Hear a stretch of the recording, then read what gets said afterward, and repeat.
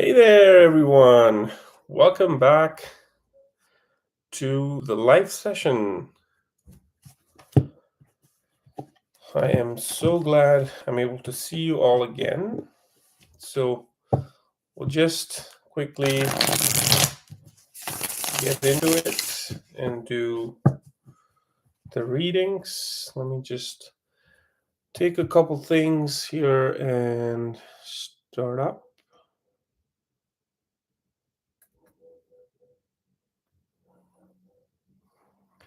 Hi, Amrita. How are you? Hi, Amrita. How are you? Hi, Amrita. How are you?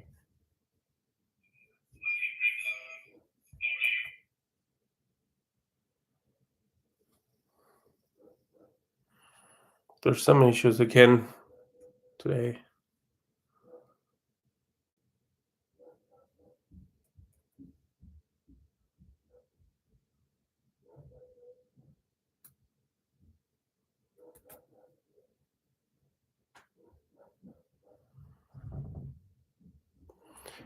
Sure. I will quickly get to that in a moment here, Amrita. Let me just fix something here real quick.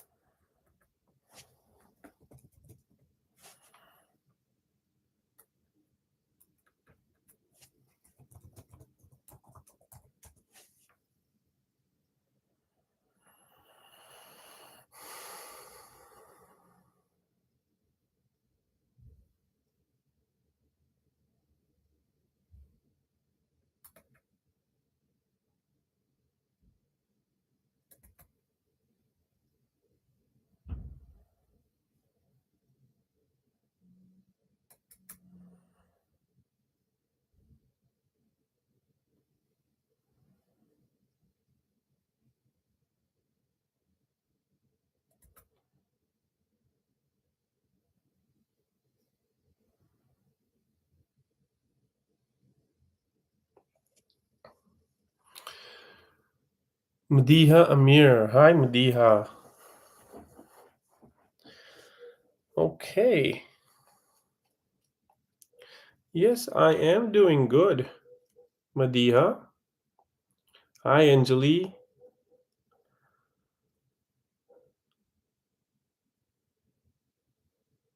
In the next 2 months. Okay. First, let me get into to the question of Amrita. Doing great, Anjali. How are you?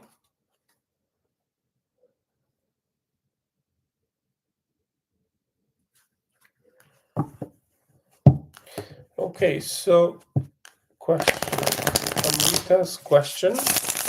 What's coming for Amrita in the next 2 weeks? Okay, let me go ahead and pull a tarot oracle card, Amrita, for you real quick.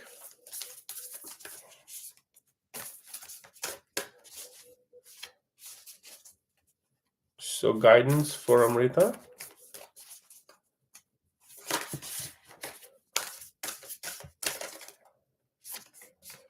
Okay. So last quarter moon in Gemini, clear your mind is the card for you.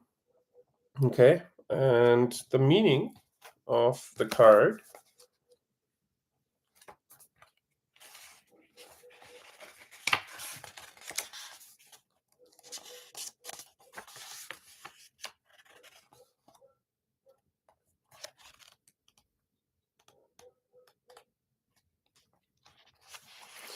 Okay. So clear your mind Fretting is a sweet sounding word for healing, anxious. Drawing this card suggests that you or someone close to you is fretting. As you already know, this won't help you to move closer to your goals, as it means you're directing thoughts and energy into what you don't want rather than what you do want. Deliberately manifesting a goal comes to a happy place where you feel good. So focus on making a list of your concerns and then talk them through to clear your mind. This is far more likely to bring good results. So that is your message for the week.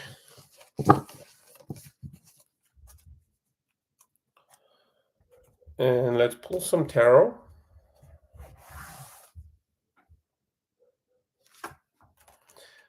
The Moon,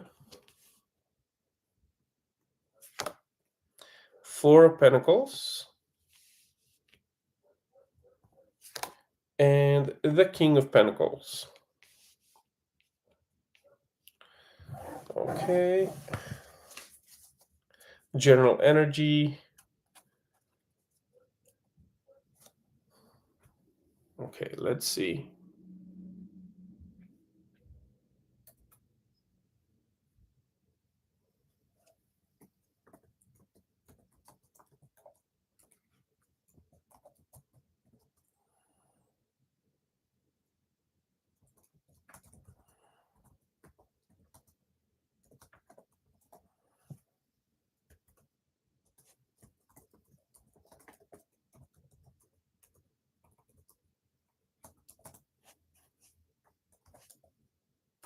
Just give me 1 second more.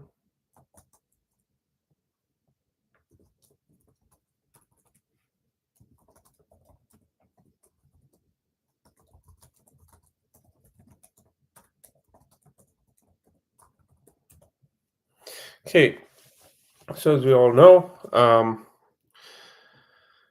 the Moon card is about emotional fog, mental confusion. There may be some fear or emotions that needs to surface, and you need to deal with this in the next 2 weeks. Um, I'm also getting that in the next 2 week may start with some uncertainty, confusion, or hidden factors around you. Uh, Things may not be what they seem, so trust your intuition or surface. Um, so trust your intuition over surface appearances. Okay, you may feel pulled by doubts, fears, or illusions. Don't rush decisions until clarity arrives. Okay, then the Four of Pentacles, midway through this period, there's a strong theme of holding on. So whether it's money, emotions, or control, this card can mean financial caution, protecting your resources, or even resisting change. It suggests a need for balance. Don't cling too tightly, but also don't be careless. Okay. And then the King of Pentacles, again, by the end of 2 weeks, stability and success step in. This card shows mastery over finances, careers, and long-term security. Find yourself you may find yourself more grounded, practical, and in position for greater confidence. It could also point to support from a mentor, boss, or someone established who helps you move forward. And combining these three cards, what I do feel is that the story is uncertainty clears, you protect what's yours, and you end up stronger and more secure. The Moon warns you not to make rash moves. The Four of Pentacles says consolidate and and be wise with your resources. And the King of Pentacles says that it basically promises growth, abundance, and control over dust settles. Okay, so in short, from confusion to stability, play it safe and you'll come out on top. All right, so that was for you, Amrita.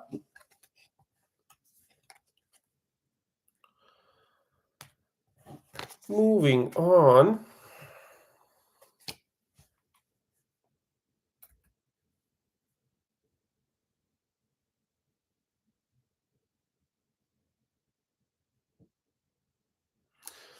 Moving on, we have Madiha here. Alham.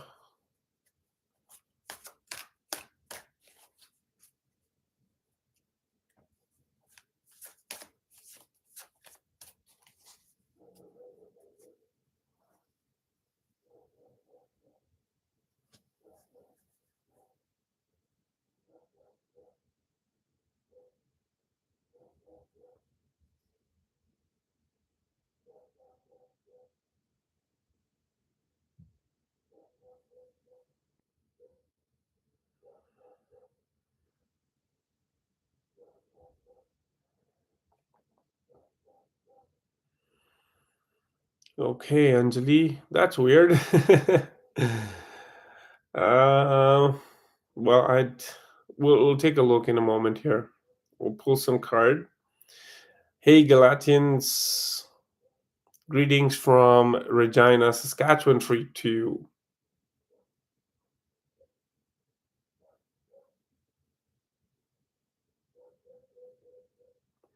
I'm excited to hear that, Galatians.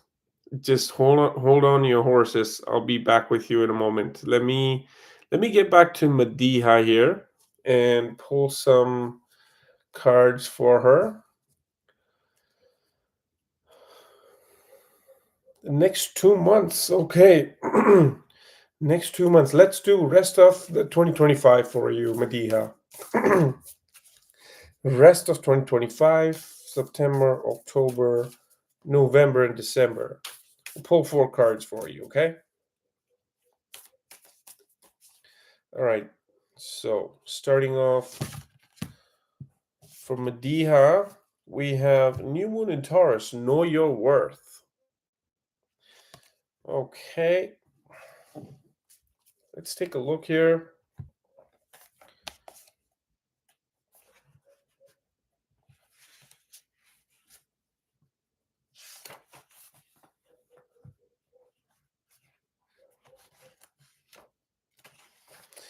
Okay. So New Moon in Taurus. You know your worth. You're on the right track, Madiha, but you need to go steadily. Knowing that you're worthy of your desires is crucial here. Opportunities open up when you believe in yourself. Dig deep and move past negative comments from others. No matter what happened in the past, if you're aiming to manifest something for the good of everyone concerned, you can do it. Good self-esteem is also will also boost your manifesting powers. So love yourself more, know your own worth, and others will too. But be true to your values. Wow, beautiful.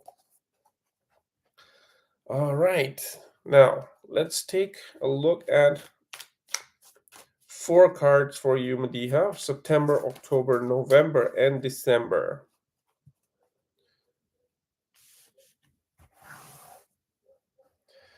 So September, we have the Ace of Pentacles. October, we have the Six of Swords. November, we have the Five of Swords. And December, we have 10 of Swords. All right, just give me one moment here. Quickly take a look at a few comments here. And then I will come back to you and give you the interpretation. But until then, I want you to look at these 4 cards. Oh, sorry. October, September, October, November, and December. So take a look at these cards real quick and close your eyes and just feel. Feel free to feel whatever you feel, okay? And I'm just trying to get the energy in here. So I just want to be accurate. And let's see.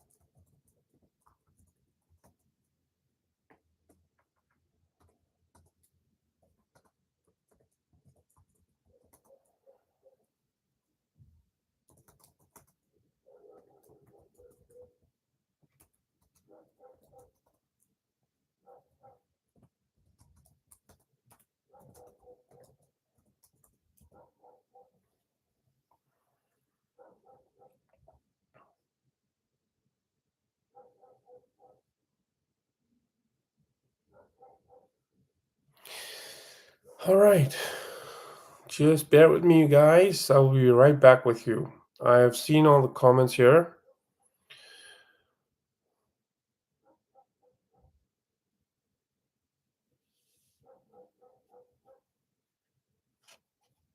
Okay, so Madiha, what's coming to you in September is the Ace of Pentacles. Now, this is a fresh new beginning in the material world. Okay, September brings opportunities for financial growth, career advancement, or a new venture. Think new job offers, business ideas, or a chance to plant seeds that can grow long term. This month about this month is about saying yes to solid practical opportunities. Okay, the Six of Swords is a card of October, and this is basically transition. This is like transition from one energy to another. Good news is that October asks you to move on from what no longer serves you mentally, emotionally, or even physically to something that is a smoother life for you. So you're basically moving to a calmer shores, to something better. You're moving to something better. Okay, and it's a healing month where you will leave behind turbulence and move toward calmer waters. Travel, relocation, or mental shifts may play a big role this month, in the month of October. For the Five of Swords, we have the month of November. This is a card of conflict or lessons through disagreements. November is basically warning you to be. November warns you of ego battles, okay, miscommunication, or situations where someone wants to win at any cost. Be mindful of how you handle conflicts. Don't waste energy on petty arguments. Sometimes walking away is the true victory. Okay. And then the Ten of Swords is a card of December. So what I'm seeing here is that the year closes with a powerful ending. December highlights the completion of a tough cycle, something that can't go on further. While it is, while it may feel like a low point, the Ten of Swords is also liberation. It clears away the old so you can start 2026 lighter, wiser, and ready for renewal. Overall story, what I'm getting here for you, Mediha, is that you're moving through a cycle of growth, transition, challenge, and release. So September, opportunity knocks, plant seeds for abundance. October, shift into new directions. Trust the process. November, navigate conflicts with grace. Don't get pulled into ego games. And December, endings set the stage for a brand new beginning in 2026. It's a year-end story of rising, moving, clashing, and releasing. Painful truths may surface, but they'll free you for much stronger new chapter. So that was for you, Madiha. Thank you. Moving on. Let me get back to the comments there. Who?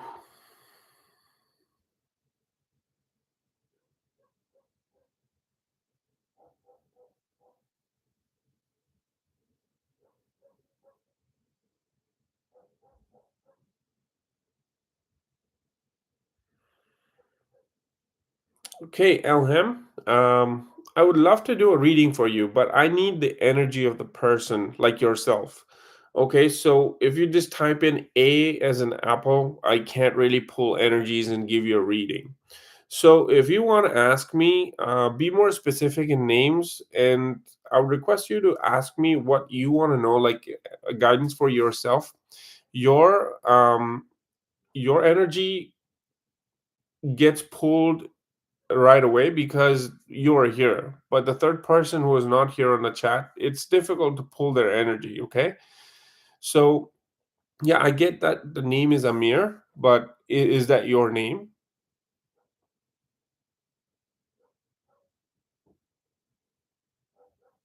So reframe your question real quick here so that I can get the real energy. Okay, Elham, sorry about that. Rewrite your question with a name and ask your question directing yourself, like put yourself as to what you want to know. I understand that you want to know for Amir's feelings, what is he thinking, and if he is going to come back to you in the near future. I mean, I can definitely pull a card, but I'm not sure if it'll be true because we don't have Amir here to pull his energy. But if you want, I can still try. Let's try, okay? But you can also go ahead and ask another question as to what should you do in order for you to like what's coming for you in this connection with Amir, okay? So you could ask, what's coming to me in connection with Amir? And I can pull a card like that. So let's pull a card like that instead. So what's coming for Elham with this connection, with this Amir connection? Okay, but there's a lot of queries here. So let me get to it. But I'll pull a card since we have the energy going. Okay, so Ace of Cups, Death, and we have the Hermit. Okay, so give me just 1 second here, Elham. So now the question is, what's coming to you in this Amir connection? Okay, so I want you to look at these cards and feel it for a moment. Ace of Cups, the Death, and the Hermit. Sorry, here you go. Okay, take a look at these cards for a quick moment, and I will come back to you. Just pulling your energy in the cards, and I will quickly look at the comments here.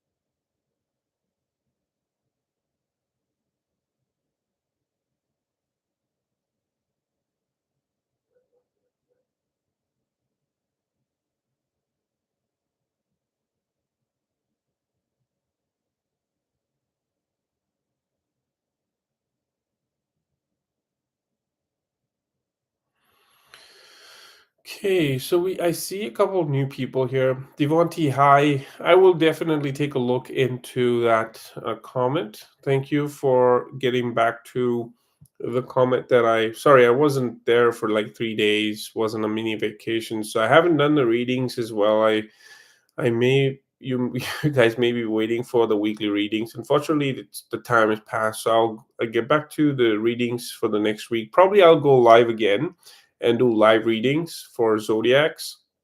But yeah, thanks for getting back to me on Instagram. I will definitely take a look at your comments, and we'll get into a um, detailed reading for you astrologically as well. All right, so I do see a couple new people here.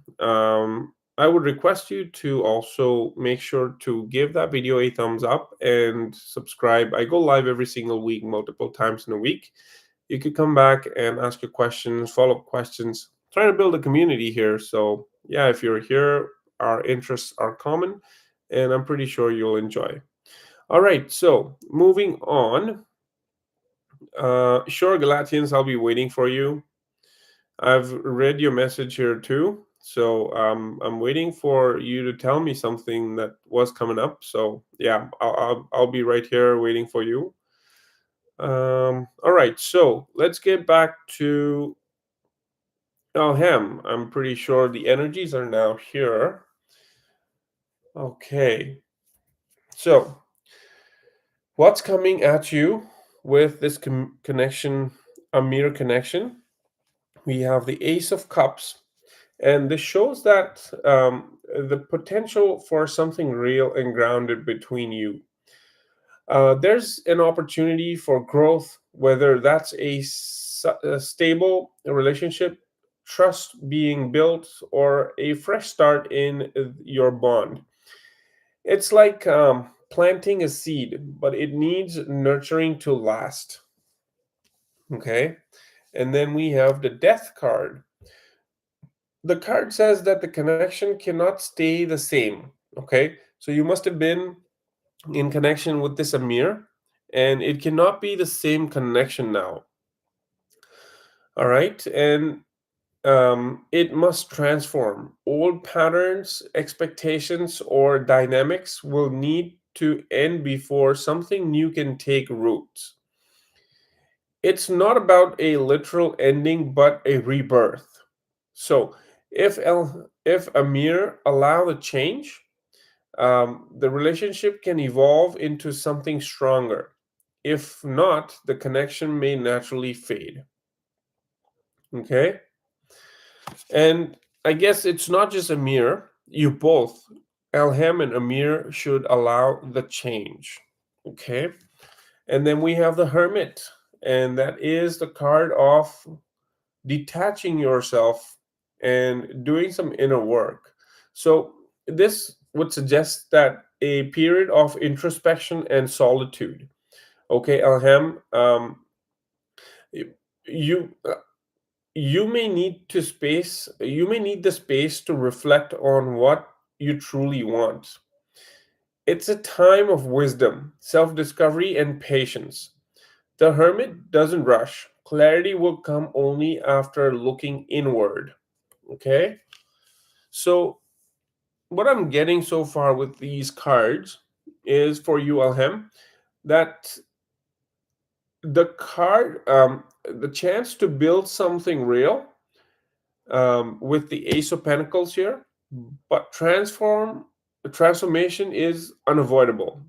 They need you must shed all ways of this relationship. And the third is the Hermit. Um, Inner reflection is the key. So you need time apart or slower space with help decide the future with Hermit. Okay, in short, this connection has potential, but only if both are willing to change and take step back to reflect. It's less about immediate union or more about growth through transformation and inner work. Okay, so that was for you, my dear Elham. Hope it helps. All right, let's move forward. I'm pretty sure now it's Anjali's turn, but let me double check that for you. Anjali, are you still here?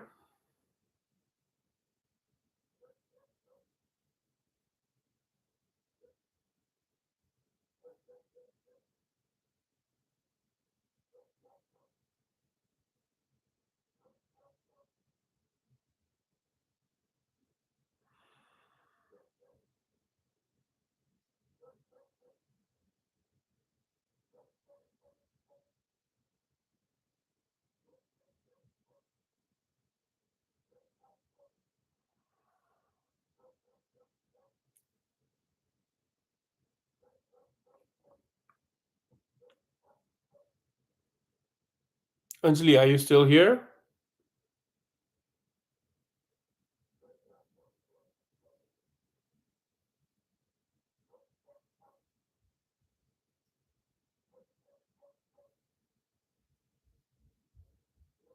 Good. Okay. Marijana, hi. Okay, Karun, Satya for one card. My name Satya. Okay, sure. Just give me one moment. Guys, if you're new here, make sure to also consider giving that video a thumbs up and also make sure you subscribe. I go live every single week and you can come back and ask your questions, follow questions, and I can answer them one on one. And then we have who's next? After Anjali, we have okay, Galatians is gonna come back in a moment. Amrita Madiha done. Devonti, if you have a question, Devonti, go ahead and ask here. Cookie, hi. Yeah, okay. Cookie, you're next. And then we have Quadrantids. All right. So Anjali, Cookie, and then Quadrantis. All right. So Anjali, your question was that why are you getting deja vu on daily basis? Let's find out.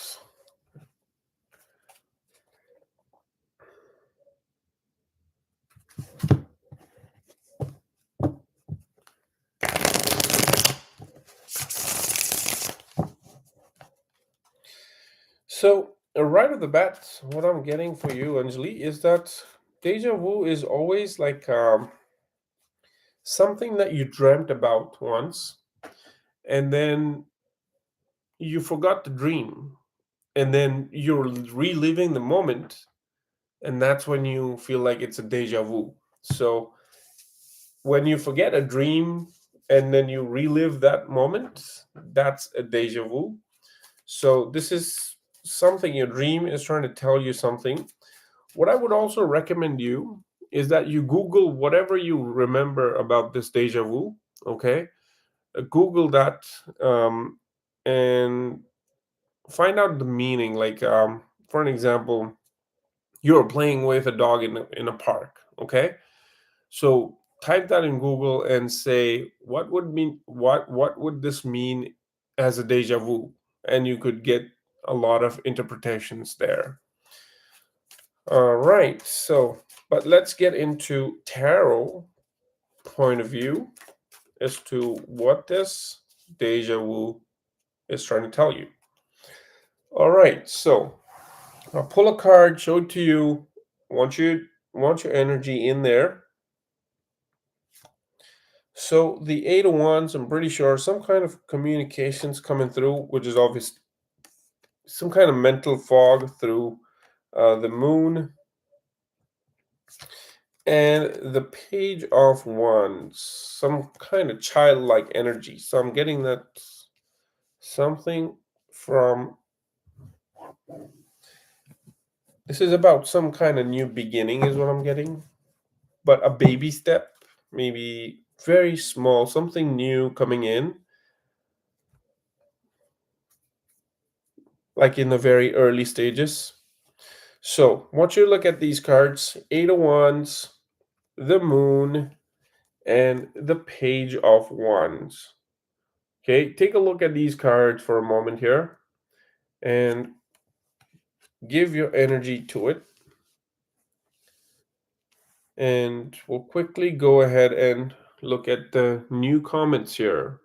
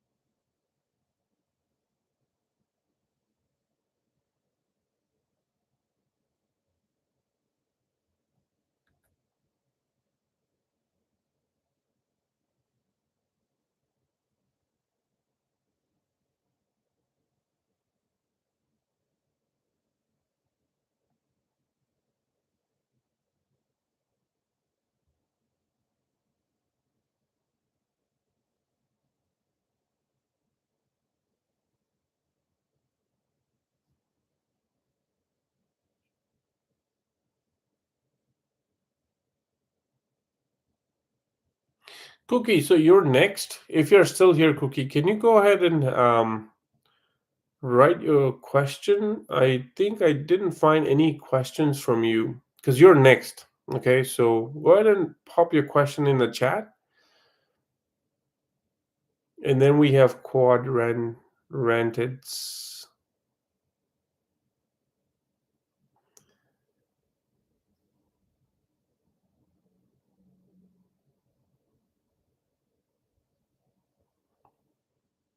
And after quadrantids, we have Karun. Satya, we have the next one is Satya.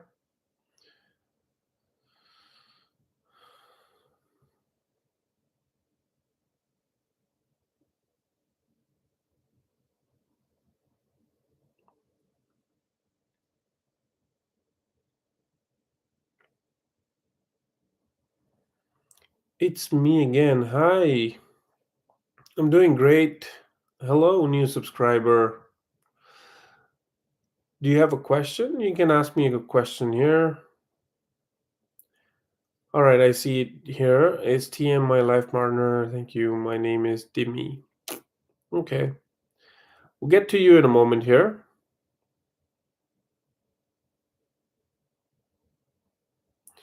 Okay, so if Cookie isn't here, then we'll move on to quadrantids after this one, okay?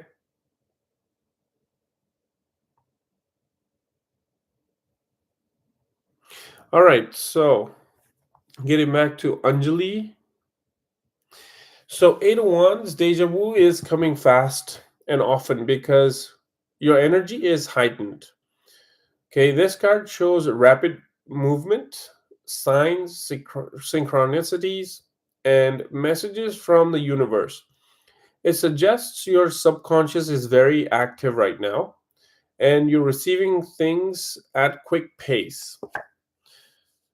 And then we have the moon. This definitely is a card of intuition, subconscious illusions, and psychic awareness. The moon shows that your deja vu is tied to your intuitive and spiritual side. You may be processing dreams, past life imprints, or subconscious memories. It can also mean you're picking up on hidden truths or energies around you that aren't obvious in the physical world. And then we have the Page of Wands. And the Page of Wands is a card of curiosity, exploration, and messages. The page suggests that your deja vu isn't random, it's a nudge to explore something new, to pay attention to inspiration or opportunities. It's like the universe is saying, look deeper. There's a message in these moments. Okay?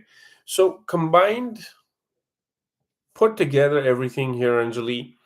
Everyday deja vu is a sign that your intuition and spiritual senses are activated. The 801 shows an energetic rush. The moon shows subconscious messages. And the Page of Wands says it's an invitation to explore, learn, and grow. So you're entering a phase where synchronicities are guiding you. Deja vu isn't a glitch, it's your inner compass pointing toward a new path of discovery and growth. All right. So that was for you, Anjali. But ask me any follow up questions if you may have. All right, then move on to who I said was Quad. Quads next. Quadrantids. Let's see.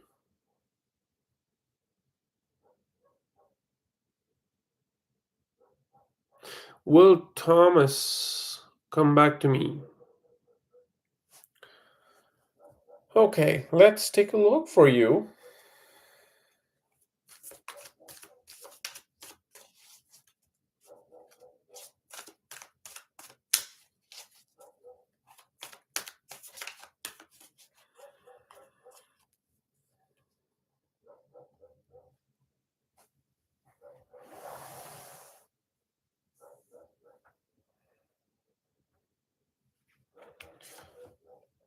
Okay, the Hangman.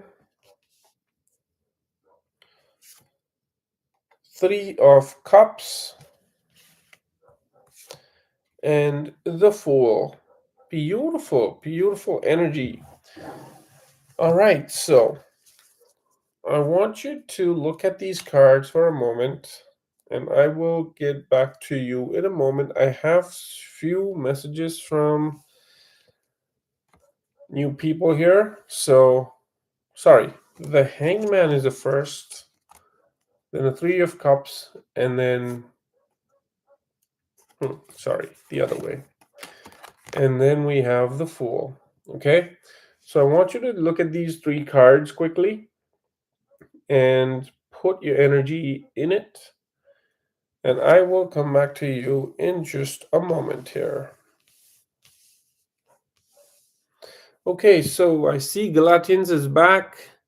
Let me see what's the message here.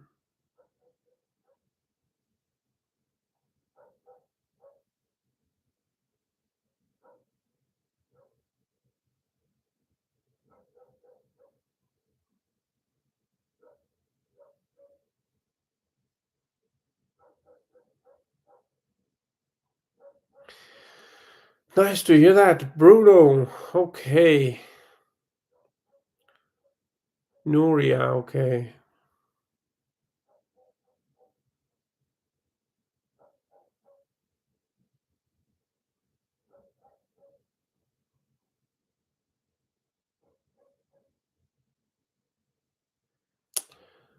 Okay. All right. All right. Uh too much energies here. Too much to channel. Give me a moment, Bruno, okay? I will come back to you. Let me get back to. Okay, there are a few messages here.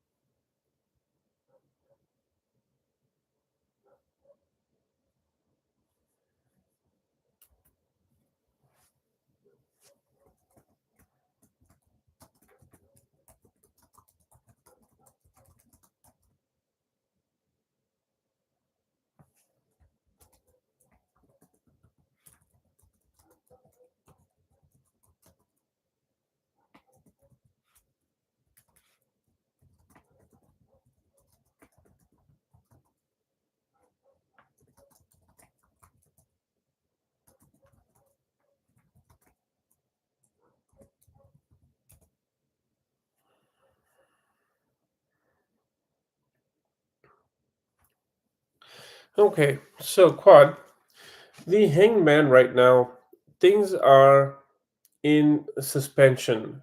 Thomas isn't moving toward any kind of action immediately. The card shows waiting, pause, and looking at the situation from a different angle. It's a no, but it's not a rush of energy. Either patience is and it's not a rush of energy either. Patience is needed, is what I'm getting here. Then the Three of Cups. There is a potential for a reconnection, but it may start light, like friendship, casual meeting, or coming together socially. The Three of Cups is about joy, celebration, and reunion, but not necessarily deep commitment right away. Think more, let's meet again and see how it feels, kind of energy is what I'm getting with that. And then the Fool here, this is a fresh start. I'm sorry.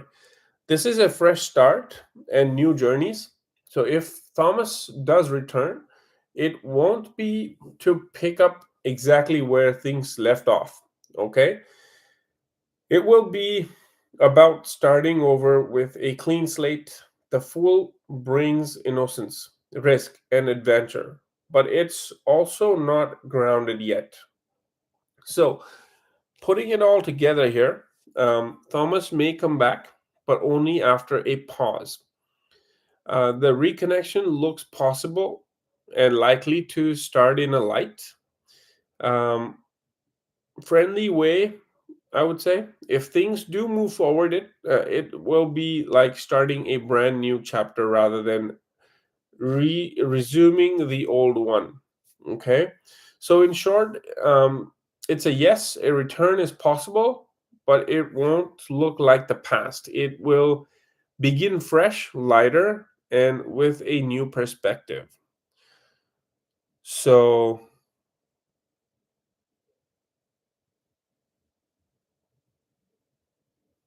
yeah, so even if it's a even if it's a friend, it still goes with it because yes, the return of this person is back in your life, but it won't be like the past. Like the kind of friends you were in the past won't be like that.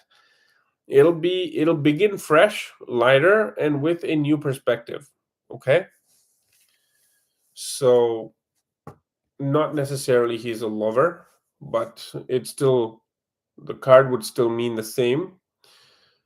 So yeah, but I'm definitely seeing that the return of this friend is possible, but it won't look like the past. So whatever you shared before, it's not going to be like that. Okay. All right. Moving on.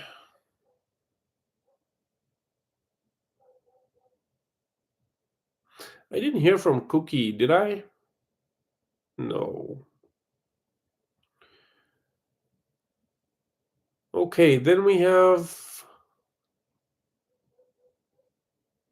Satya. Satya, one card for you? Okay. In that case, let me go ahead and pull an oracle card for you.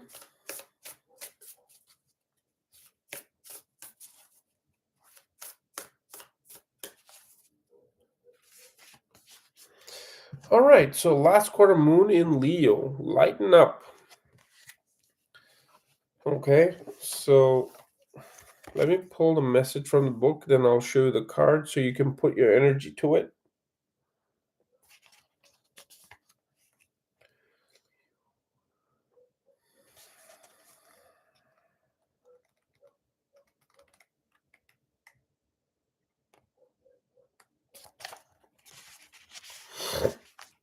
Okay, so last quarter moon in Leo. What's happening for you right now can turn out well, but you need to find a balance between the light and the dark of the situation. Get in touch with some lighter and happier feelings to clear away and energetic debris that may have grown out of your fears. That said, this isn't about glossing over any dramas and pretending all is well if it isn't. A positive attitude towards life now will help clear away any upsets. So, the message for you here is to get into some lighter and happier feelings in order for you to clear away any debris um, that may have come up in any kind of fear or yeah. But if you have any specific questions, Satya, feel free to ask, and I can pull a card and look at your situation and interpret a possible outcome in the future. So that was for you, Satya. Moving on, we have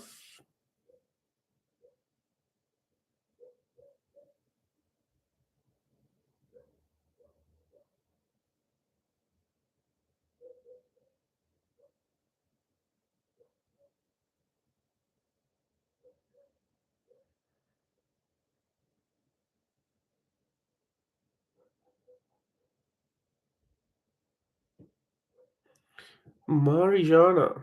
Will I meet someone this month?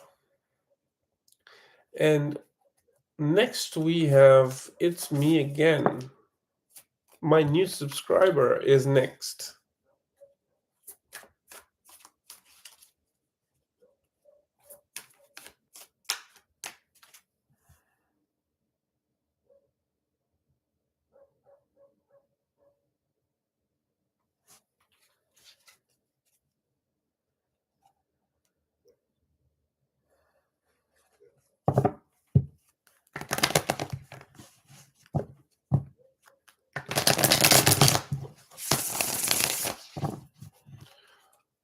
Okay, Marijana, will I meet someone this month?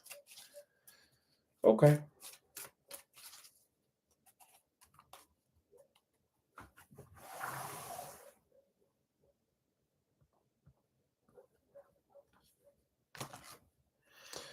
The High Priestess,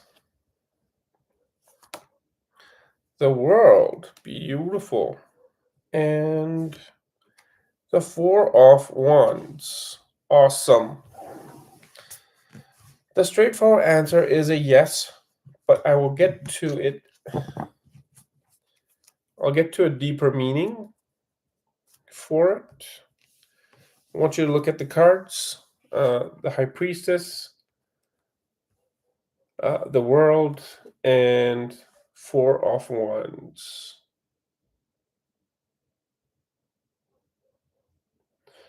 So look at that, and let's begin.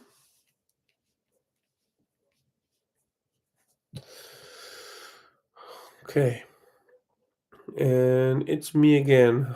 I'm great. Dimmy, hi Dimmy. Sorry.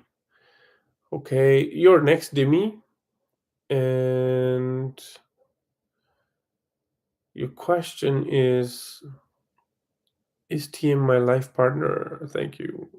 Okay. We'll get to you in the moment here.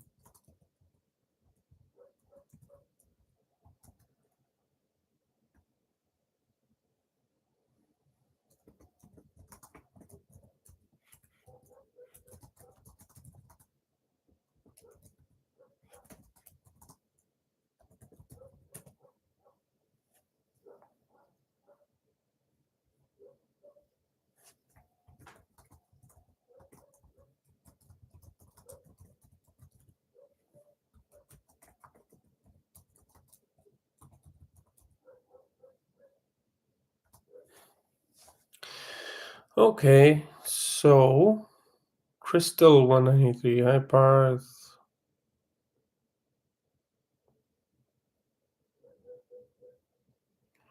Okay, Crystal, I'll be back with you. All right, so let's get to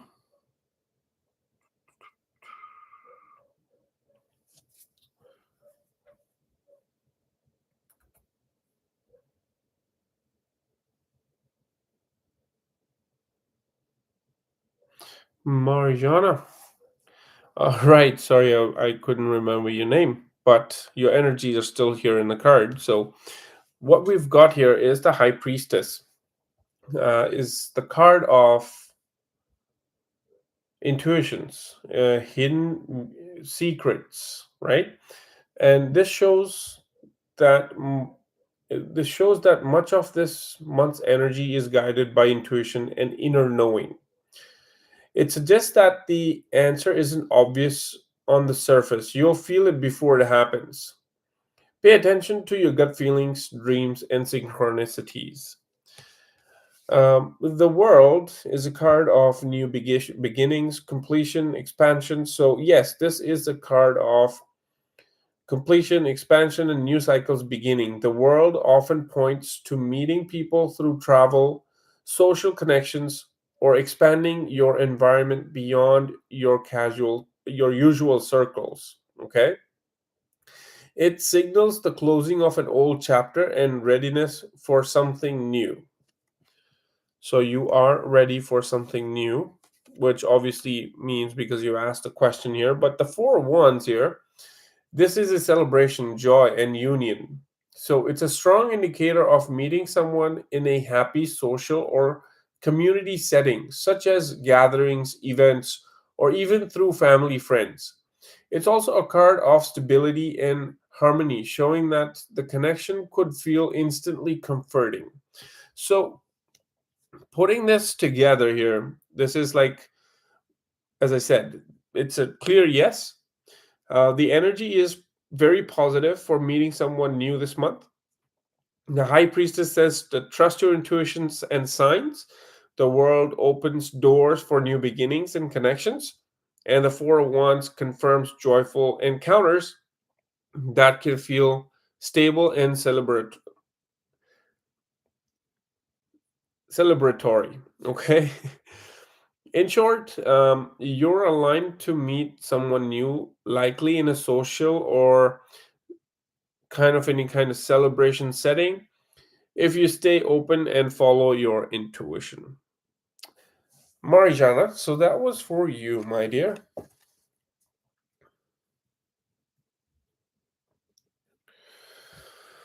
All right. Now, getting back to Dimi, was it?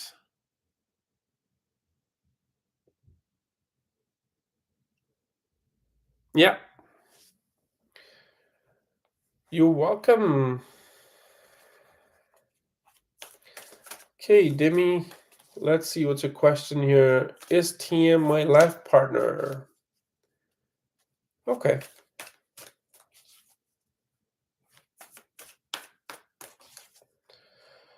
let's pull a card for you.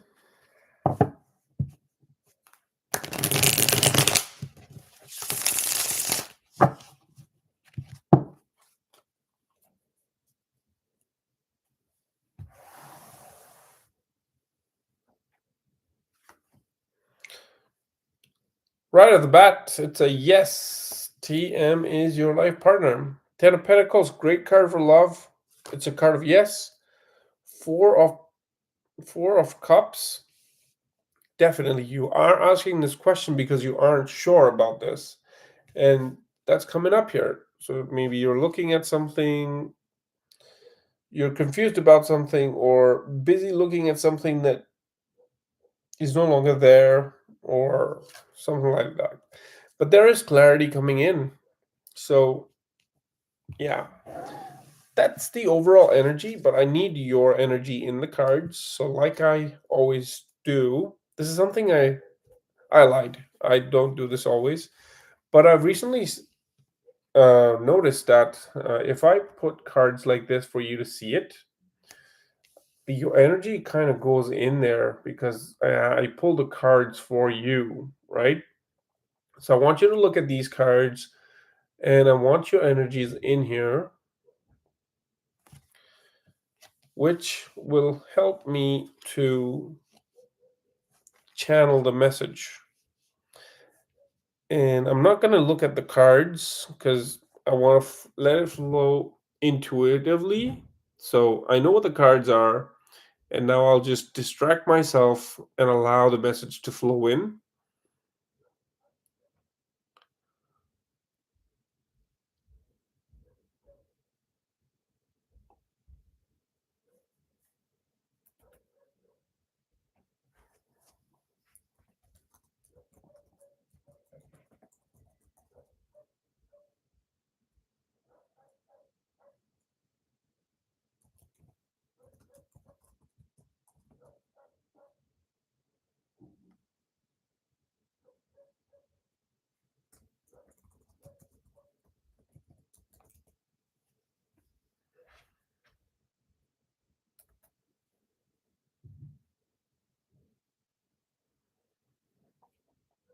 Satya, we done the card for you. If you have a follow-up question, please go ahead and feel free to ask. I'm coming to you now. Bruno, it's your turn. You're next.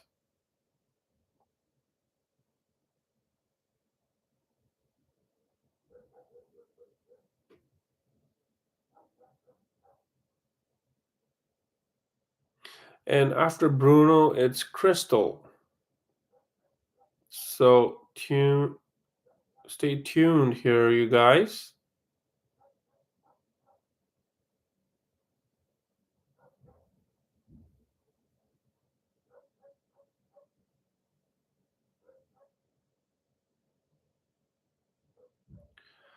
All right. So I do see your response here. You guys are not in communication currently, and you've pulled back. All right. So let's get to the reading. So the Ten of Pentacles, this is the strongest life partner card. It shows long-term stability, family, commitment, and shared legacy. It suggests that this person could represent that kind of enduring bond to you. And then we have the Four of Cups, but there's some kind of hesitation. The card shows emotional withdrawal, which you already confirmed. Second guessing or not fully appreciating what's being offered. One of you may feel unsure, distracted, or hesitant to fully invest. It's a yes, but not without doubts. Okay. And then we have the Ace of Swords. The clarity is coming, like I said. The Ace of Swords cuts through confusion with truth, communication, and realizations. It suggests that an important conversation or moment of honesty will reveal whether this person truly is your life partner. Okay. Together, I mean, putting this all together, what I'm feeling here for you, Demi, is that this person has strong potential to be your life partner with the Ten of Pentacles. However, emotionally uncertain with Four of Cups needs to be addressed. So I guess this is your energy. Otherwise, it could block the connection from reaching its full promise. Okay, so I'm getting that you're blocking this connection to go to its fullest potential. The Ace of Swords show that through clear communication and truth, you will soon know the answer with certainty. So, whatever is the confusion, you need some communication between you guys, and it will clear this out for you. In short, yes, TM could be your life partner, but only if you both face doubts openly and communicate with complete honesty. And now let me take a look. I see there are a few comments coming in from you, Demi. So what did I miss here? I think it's from both of us at the moment. We need an open and honest communication. You're very right. Well, it's not me. It's the energies that are pulling into your cards. This is working well for me, this new change that I've made. So, yeah. But, Dimi, if you have any follow up questions, you can feel free to ask here and I'll get to that in a moment. But for now, let's get back to Bruno. Hey, Bruno, my friend from New York. Okay. And we're talking about Nuria here.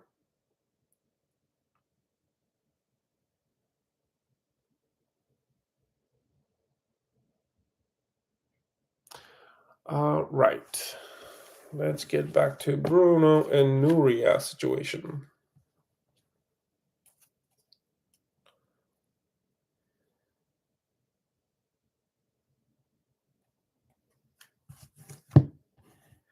Thank you, Demi.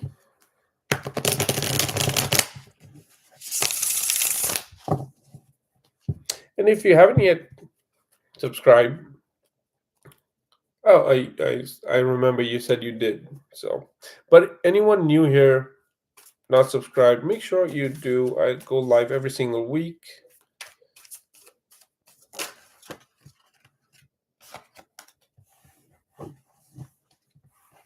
All right, getting into Bruno's energy now.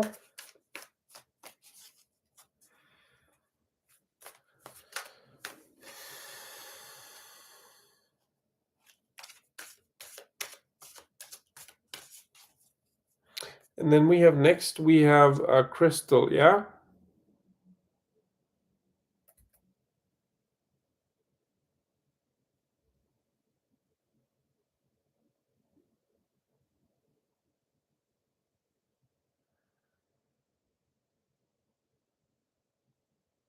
Yep.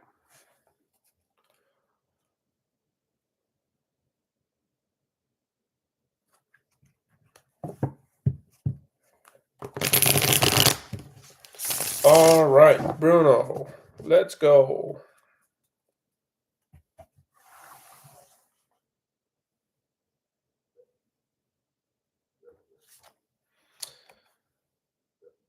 Knight of Wands,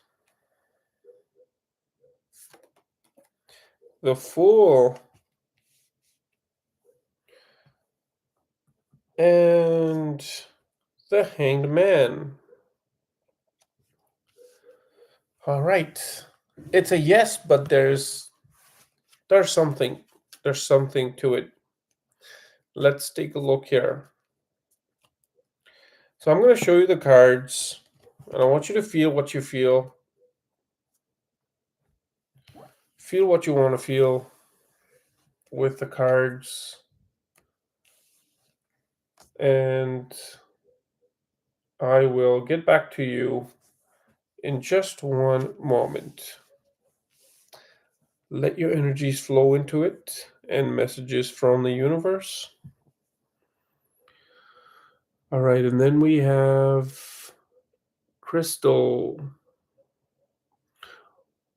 What is my ex Nixon plotting or planning? He is messaging my mother. Ooh. Well, that's gone too far.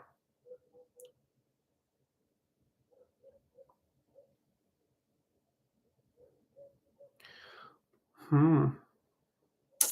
I hope things are okay. I mean, did your mother know about your ex or this relationship?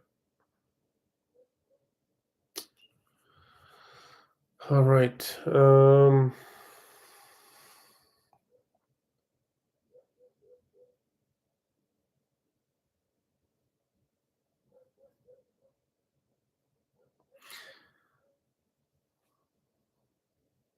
Ooh.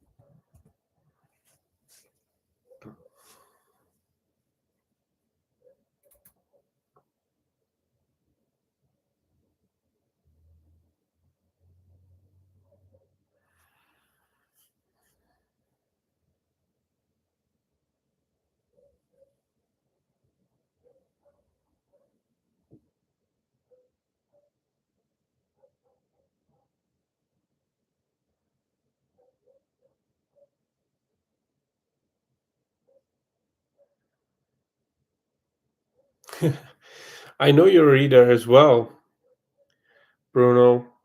But yeah, I guess we are ready here. We live together. Ooh, okay.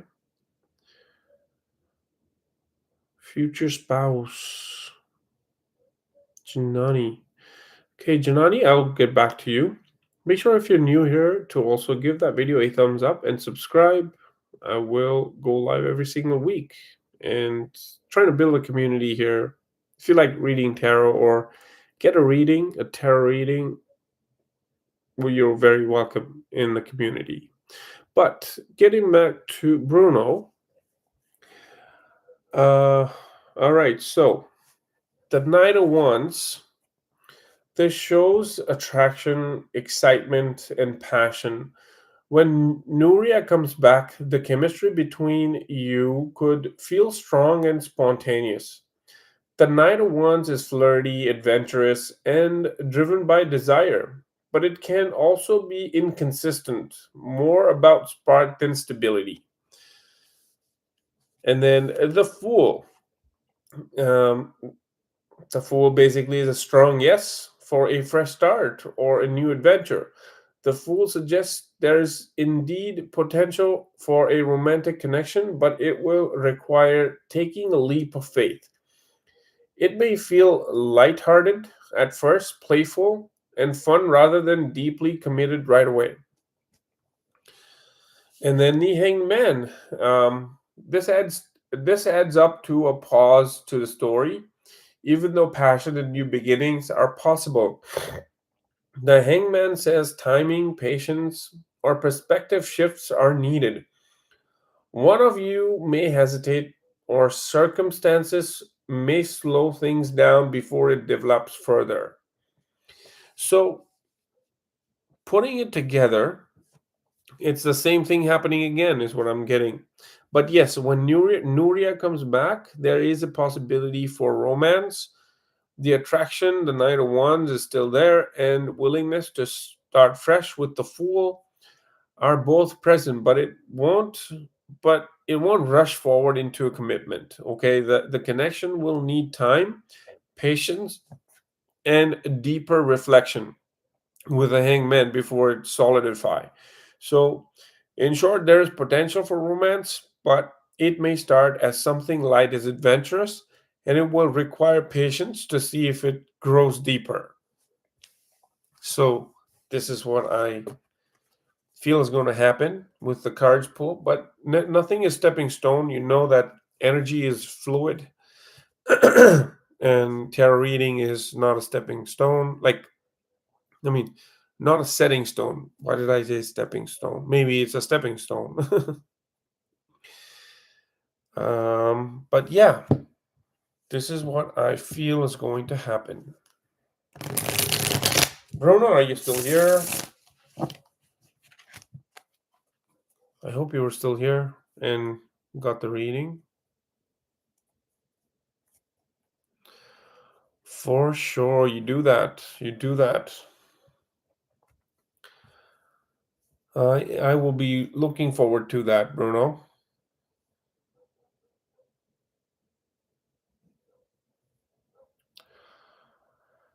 And then we have Crystal. Crystal, your question. Let me find that out.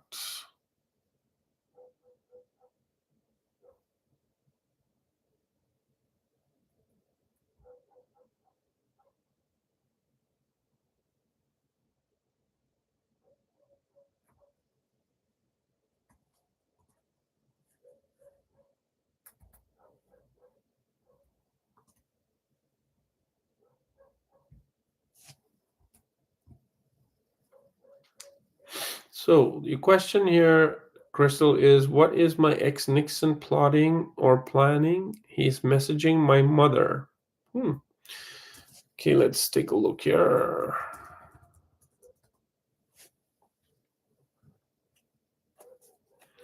You're welcome. You're welcome.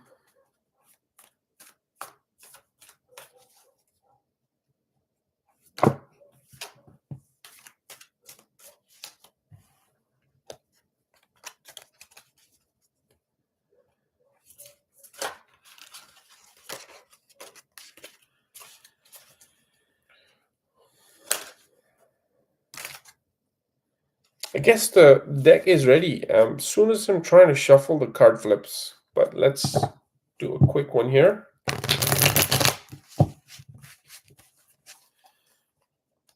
Okay. So, what is my ex Nixon plotting and planning? He's messaging my mother. That's not cool, though. Okay? Not cool at all. Death. Ace of Wands. Passionate new beginning. And the Hanged Man. Interesting. Interesting. All right. I'm going to show you the cards, Crystal. Okay? And take a quick look at the cards and feel whatever you want to feel by looking at the cards and allow the feelings to flow. Okay?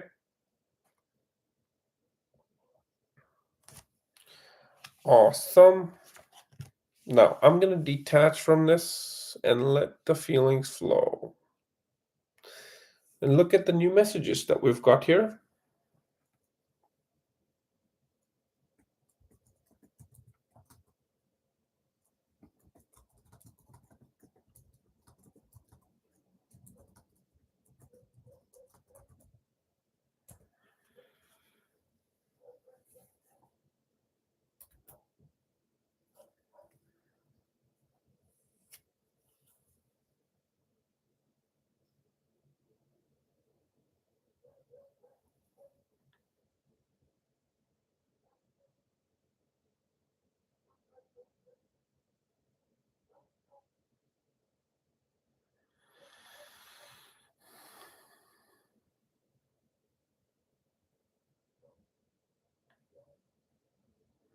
Thanks, Parth. I'm going to email you for private reading.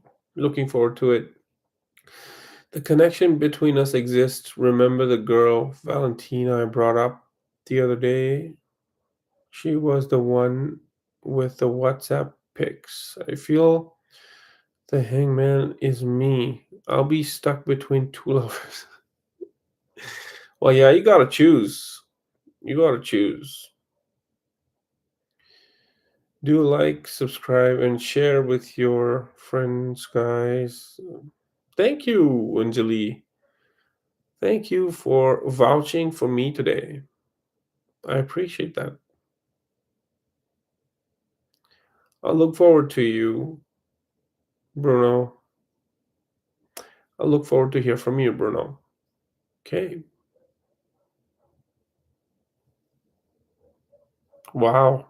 Can't I don't see the heart stop flying. I mean, thank you guys for so much love. All right. We are now getting back to Crystal. All right. So Crystal, what I'm seeing here, what I'm feeling here is that with the death card, Nixon is planning or moving through a major change. His old approach or way of feeling or relating is over, and he's trying to create a shift. This could mean he wants to end past patterns between you, or he's aware things can't go back to the way they were. Okay? Because death is a card of transformation and change, and out with the old, in with the new kind of thing, right? And then we have the Ace of Wands. This shows he's motivated by a spark of desire, passion, or a new idea. Reaching out to your mother may be his way of creating an opening, a fresh chance to get your attention indirectly. The Ace of Wands is initiative energy. He's trying to start something new with you because this is like a passionate new beginning. The card is all about ambitions and creativity and desires of hearts, the Wands energy, right? And then we have the Hanged Man. So But he's also, with this card, I'm getting that he's also in a period of waiting and testing. This card suggests he isn't coming forward to you directly because he feels stuck or unsure. Instead, he's taking a roundabout path through your mother to see what happens, and again a different and again a different perspective, right? So together, what I'm seeing, Nixon is not acting randomly. He seems to be accepting the past, that the past is gone with the death card here, looking forward for a way to spark new connection or opportunity with the Ace of Wands. And he is hesitant, so he's testing the waters indirectly and waiting to see how you respond with the Hanged Man.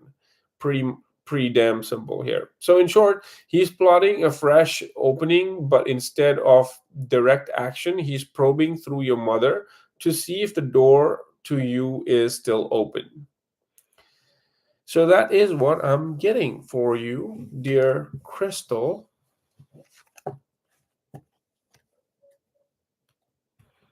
Beautiful.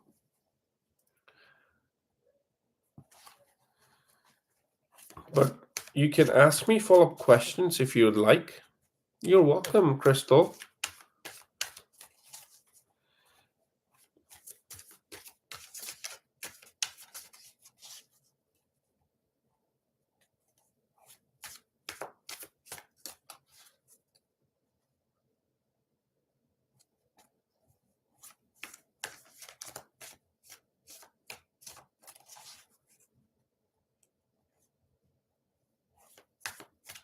Thank you, Mediha.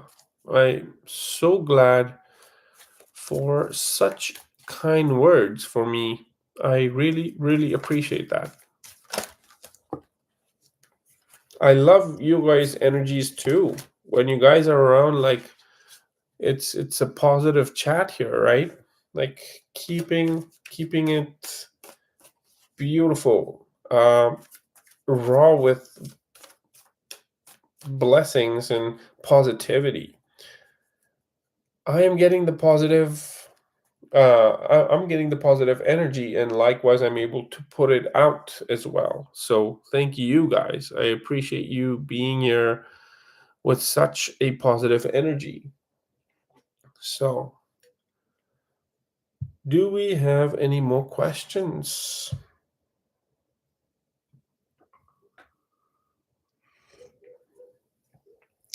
Sipping out my coffee, the first one, first sip in the morning. I made it. I came to the reading a couple minutes late because I was stuck making this coffee, but I didn't get to drink it. But now I feel like I'm having a breather since we answered majority of the questions here. I guess I answered all the questions. Yes. Today I have a different approach, but that's for good, I think, because I've got another computer here. And last time I wasn't able to go back on the chat and all of that. So I made sure that I don't want any glitches this time.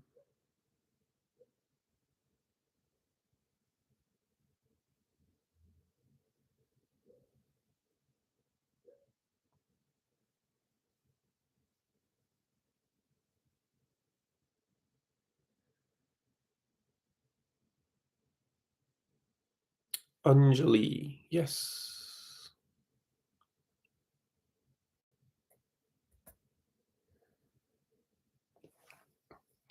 So what's going on, Anjali?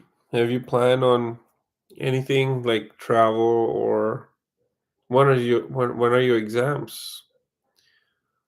When is it going to be? I remember from the reading, the astrology reading, should be around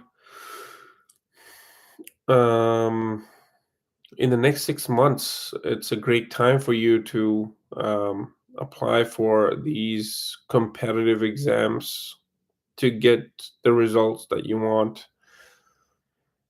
And you may find your partner in some kind of workplace, or maybe traveling for work. or something like that. Any progress in such directions?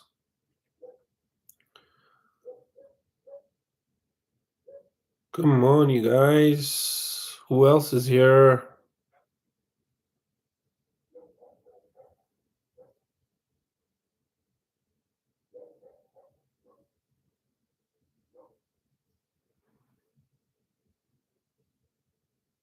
Honestly, I feel like we did the readings quickly. Well, Wednesdays for sure.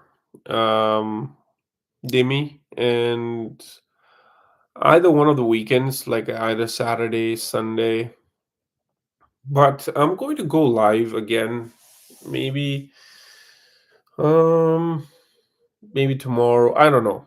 But usually, I when I go live, I also share a community post, which will come to you, and there will be a link as well, so you can click that link and, you know, set a reminder when I'm going to go live. So that way, you can come back to the live readings. But the next live reading is what I'm going to do is I'm going to go do general readings.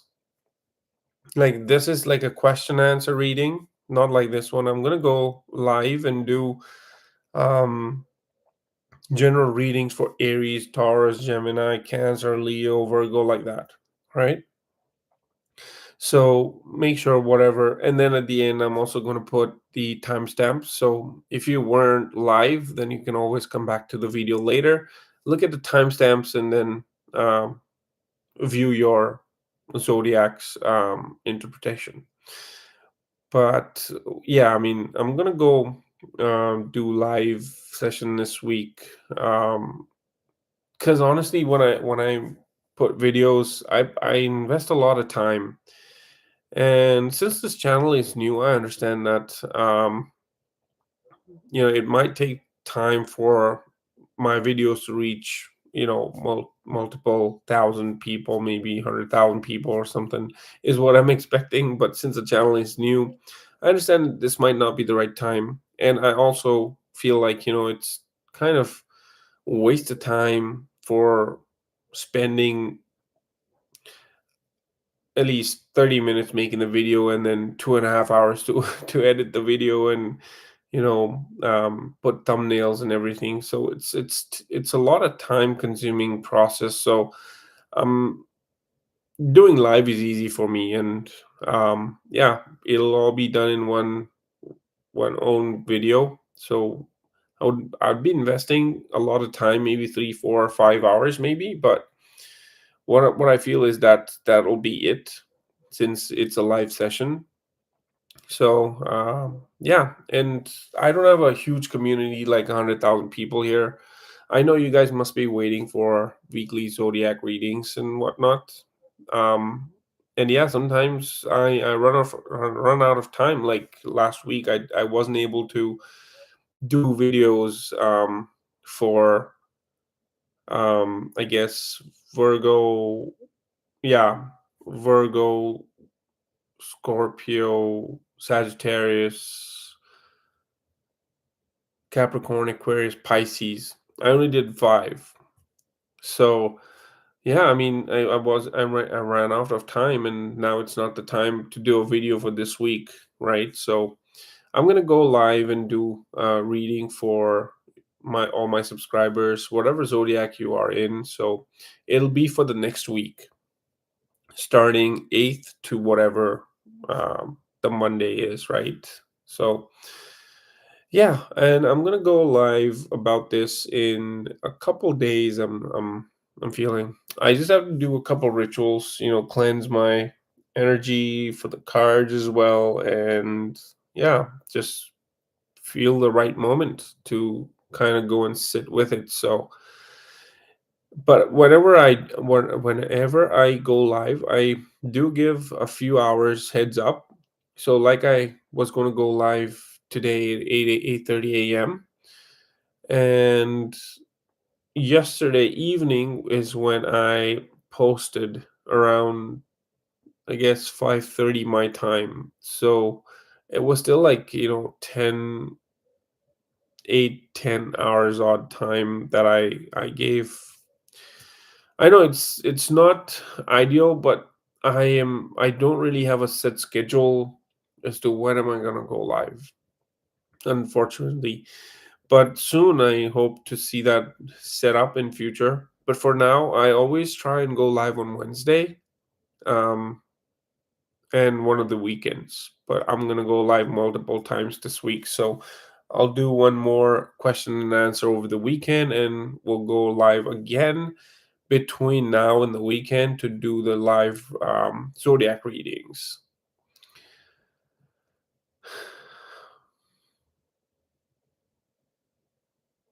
Yeah, thanks, Demi. I mean, glad I found you too.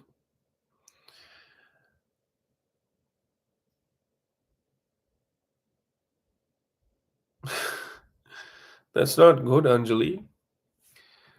You were passionate to be the professor in that government university. So you've got to prepare. And like the reading said, you have to be as razor focused as you can to crack these competitive exams, right? And you only have got the window of these 6 months, so make sure these competitive exams, when they come in, you're ready and give it give it all that you have to this. True, Demi, true. I feel that too. I mean, um, I feel the spike in the energy already. And what I would insist you do is be very mindful this September because um, what I want to say is this month, act as if you're already always in front of the camera, okay? And do what you can do in front of the camera. Like you be good, don't say things that you shouldn't. I'm not saying that you would, I'm just saying that don't, okay? So act as if you're in front of camera all the time because if you slip away from that feeling or that and I'm glad that you brought this up, I'm sharing this with you now, that if you step away from that feeling and the awareness of being in front of the camera all the time, then you will be careless and will slip away or get carried away in a situation and say things that you shouldn't have said because later you will regret. Those are the kinds of energies we see in September. And that's why my advice to you guys, I'm not saying that you will, but you should not. So say things that you will regret or do stuff that you'll regret later.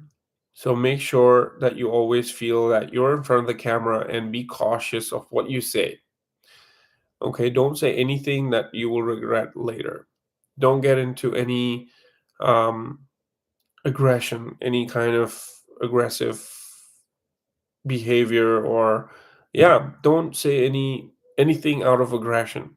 Okay, make sure when you feel that energy, make sure to let yourself know that you are in front of a camera and you will refrain from saying what you might want to say because this in the September you will get yourself into situations and feel this kind of energy and say things you will not you shouldn't have said, and you'll regret it later, which I would hate to see for you.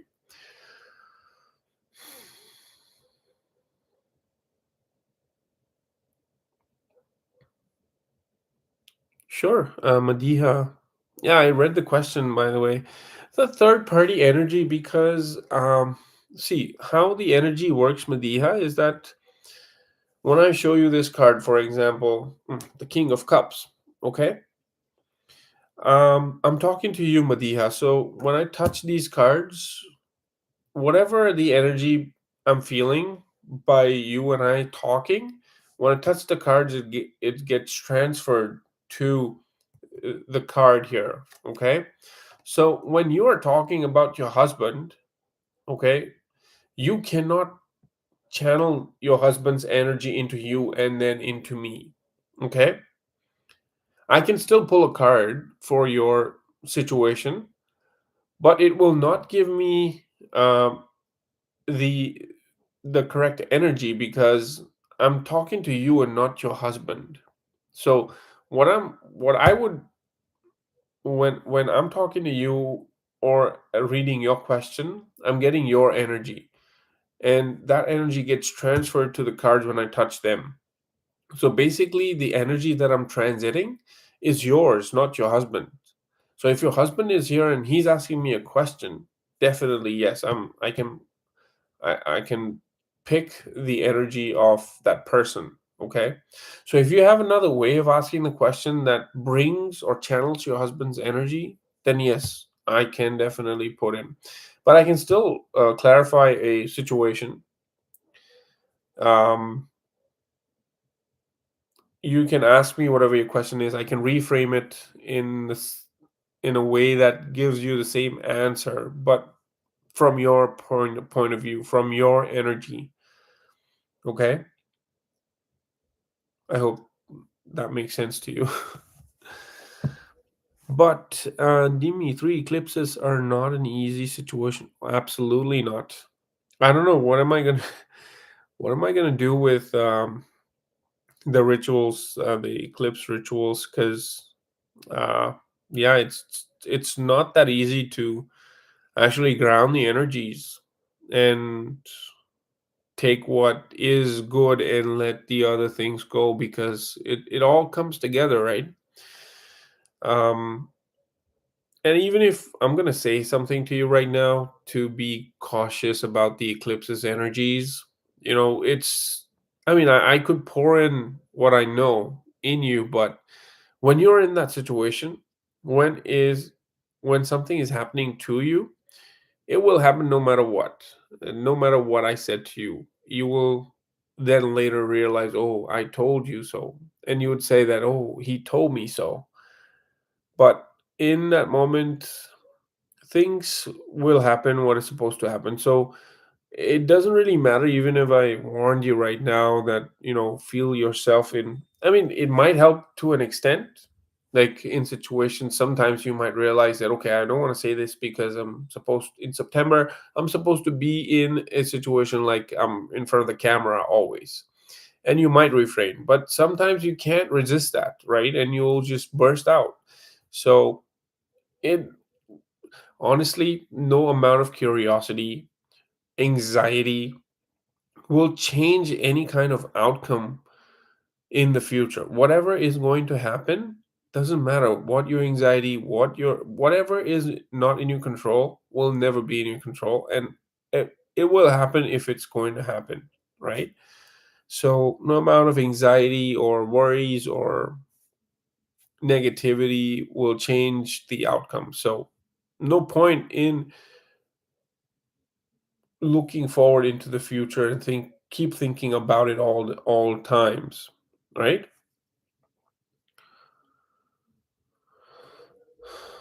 So what's meant to be will be. Yes, Bruno, that's true.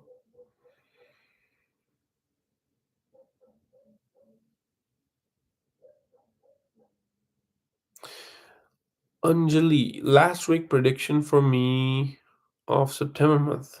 Okay, why so just the last week? Let's do a full September reading for you right now. Okay,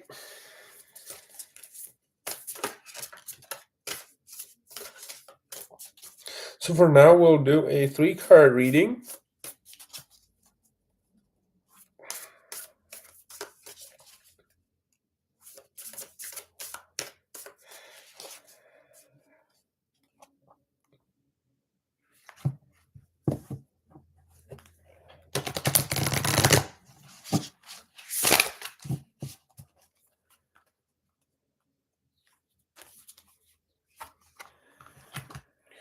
New moon in Taurus, know your worth.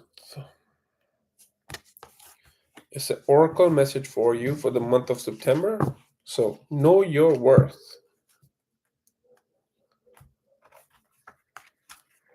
New moon in Taurus.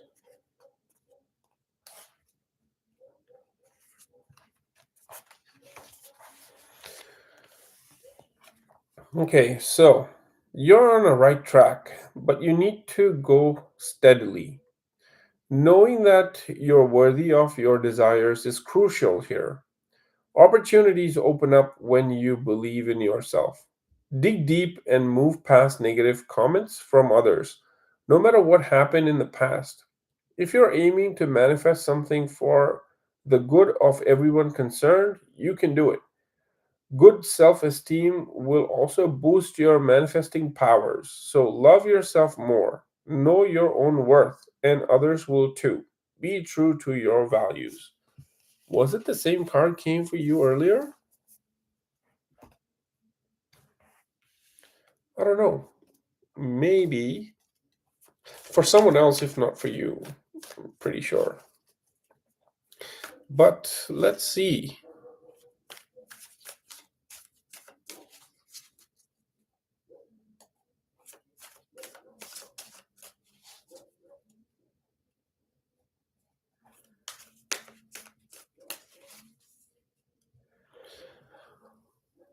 Okay, because in Nepal it's almost nearly last week. What? September has just started. I mean, it's four. Today is the 3rd of September, right?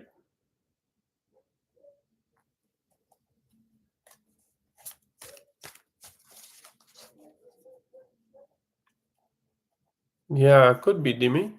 Nice memory. Okay.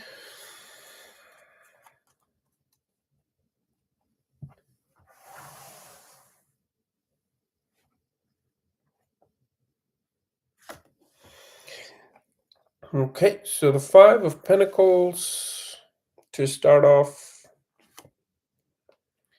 the Five of Cups,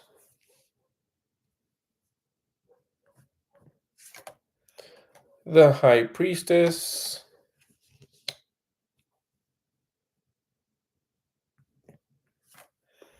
and the Nine of Cups. Beautiful energies here.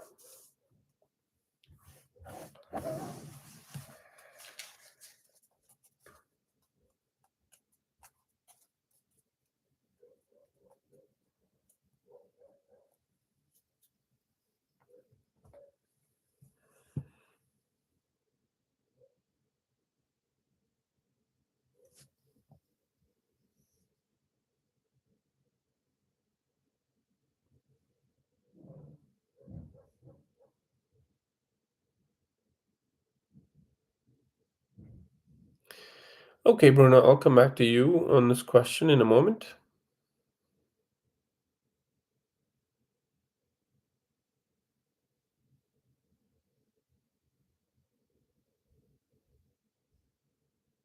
Okay, I see.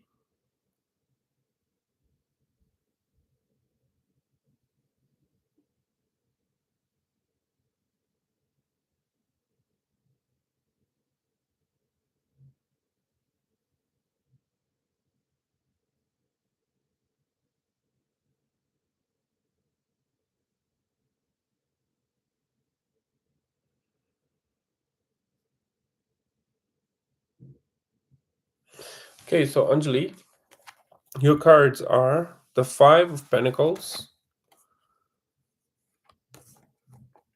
the Five of Cups, the High Priestess,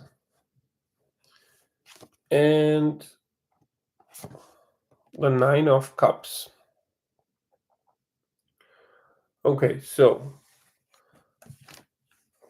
stay with me and we'll get to the bottom of this. I will detach now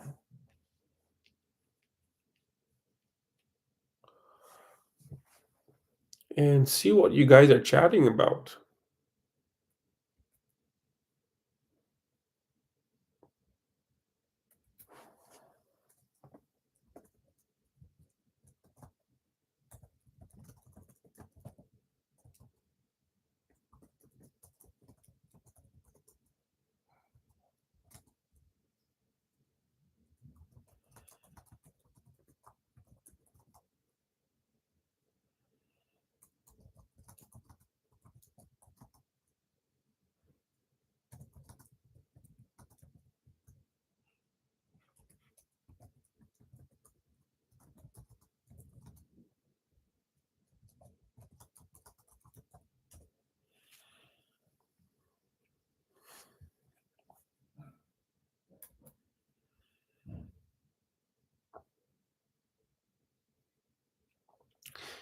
To the girl you said, my person, I agree. I believe she's the girl I'm going to marry. Make up your mind, Bruno. But I will come back to you in a moment here.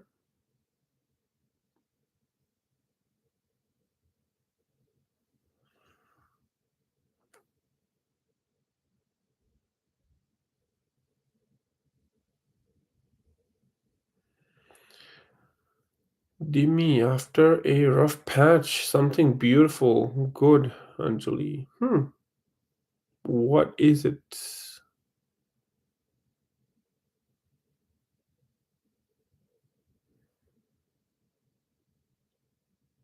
Did I miss anything about this, Anjali? The comment from Dimi. Can you pick my husband's energy with third party? Sure, I can. Let me know what's your question, Madiha.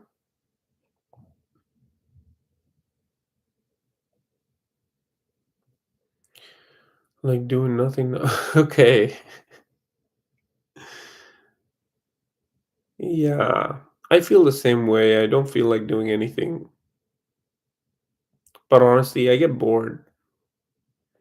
I did that one day since I'm on a vacation. I said, I'm not going to do anything, just sit and watch TV. And by the end of the day, I was so bored, like so low in energy. Like, I'd rather go to gym, do readings, work a job maybe. Yeah, it keeps me going. Sitting doing nothing doesn't help me. But everyone's different. That's just me. All right, so enough. Get back to Anjali's reading. So, Anjali, Five of Pentacles. The month may begin with feelings of lack, whether financial struggles, feeling unsupported, or emotional distance. This card often shows temporary hardship, but it also reminds you that help and resources are nearby if you're willing to reach out. I always say the help is there. If you want help, you just have to ask for it to claim it. And then Five of Cups, there is a sense of disappointment or focusing on what hasn't worked out. But it's important to notice that not all is lost. The upright cups is still show hope. This card invites you to shift your perspective from regret to opportunity because it's not the end of the world. There's still hope. I always say that. Um, The High Priestess, mid September, brings a deeper inner knowing. Trust your intuition and listen to your inner voice. It will guide you through the uncertainty. Hidden truths may surface, or you may sense things others can't see.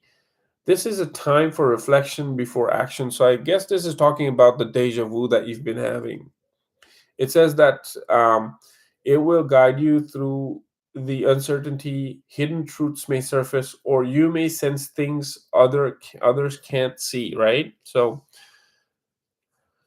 there you go. Another answer to your deja vu questions. The Nine of Cups here is a wish fulfillment card.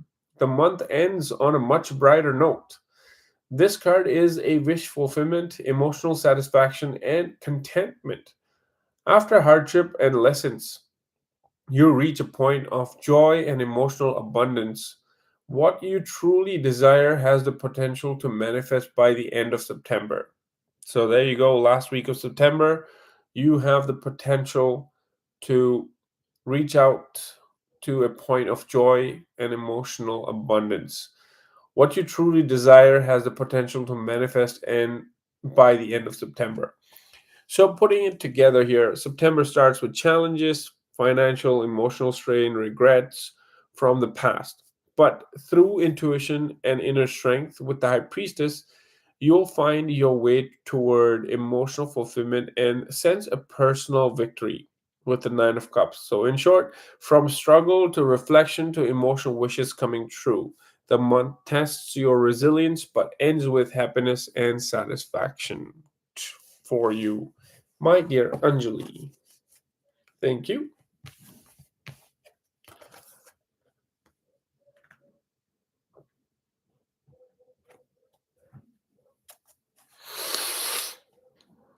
Oh yeah.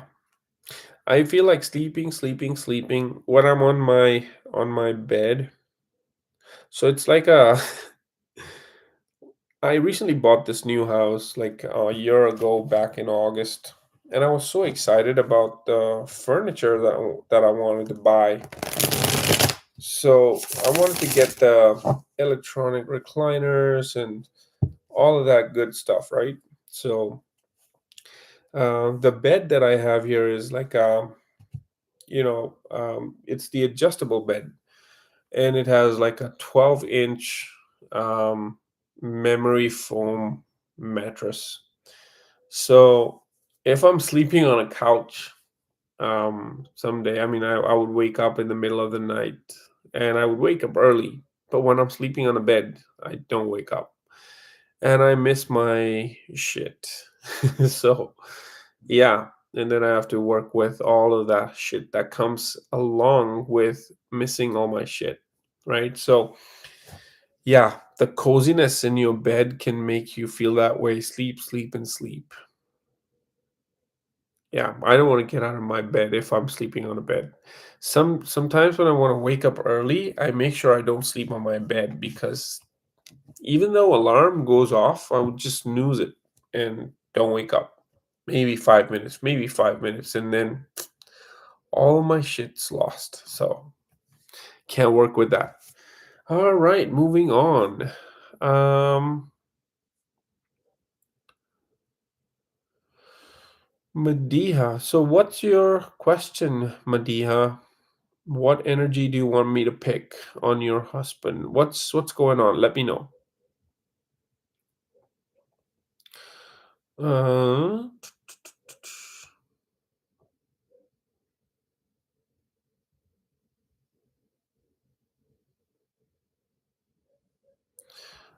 okay, and then we have Galatians Bruno. So you said it was just a yes or no question, right?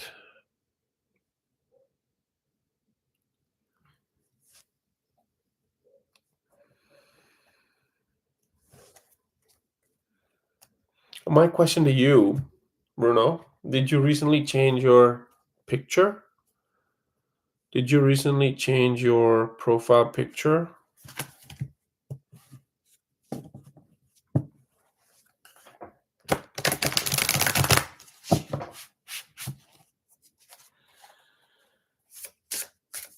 Because I remember you said she would change her picture whenever you do. So did that happen this time?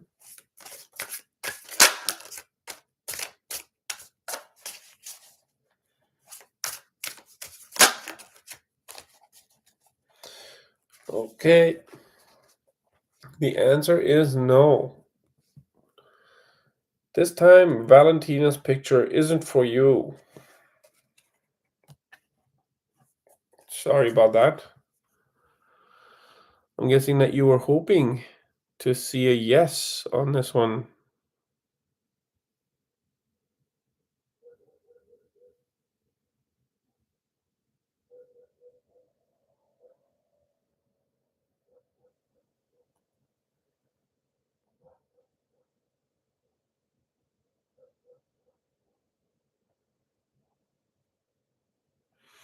So you said you've never contacted Valentina. I mean, you guys weren't in touch.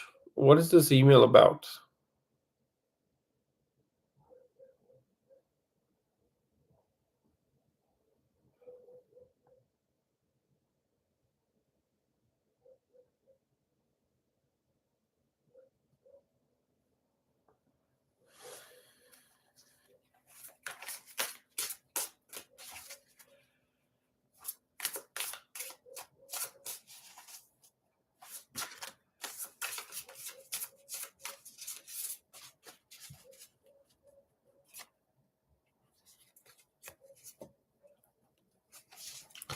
So I pulled the card again for you. And it's a yes this time. Eight of Wands.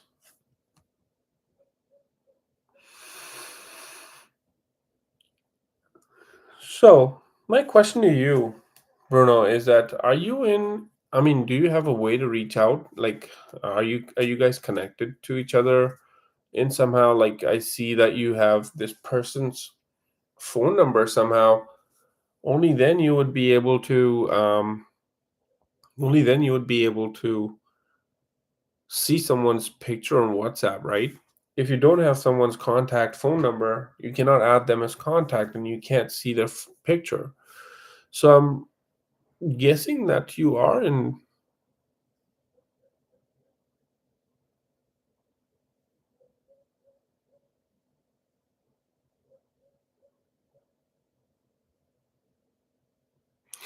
Okay. So, like, were you in touch with this Valentina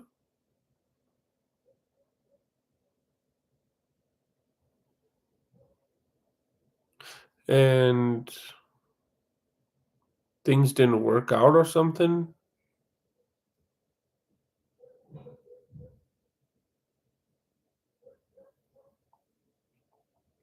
I'm not getting the whole story here. It's a long story involving her family not wanting me, okay?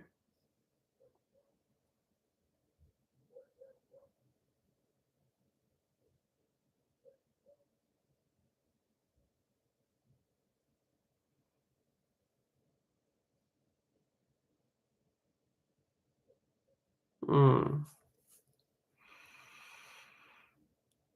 So, what was this email about?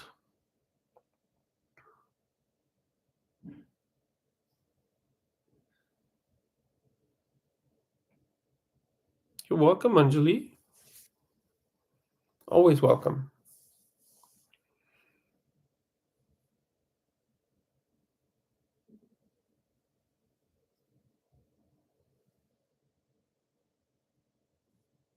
Okay.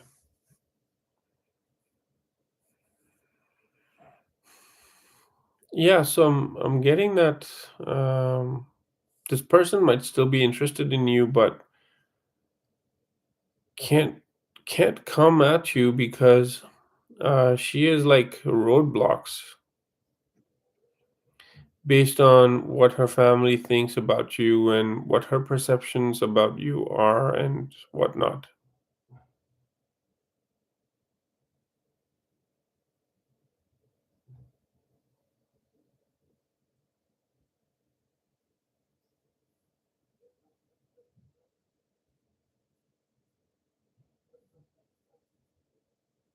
What are true?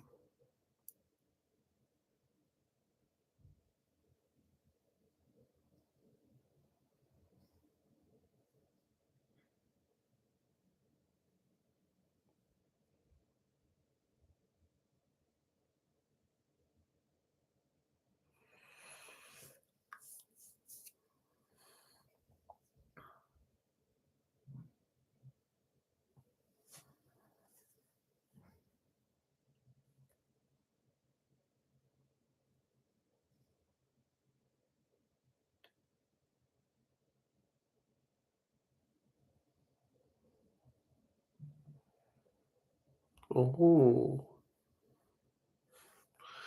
that's brutal. That's really brutal.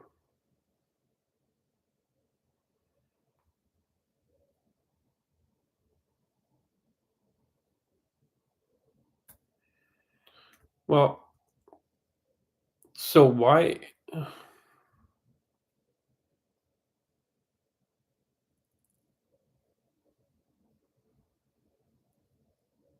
So have you spoke to her about this? Like, asked her if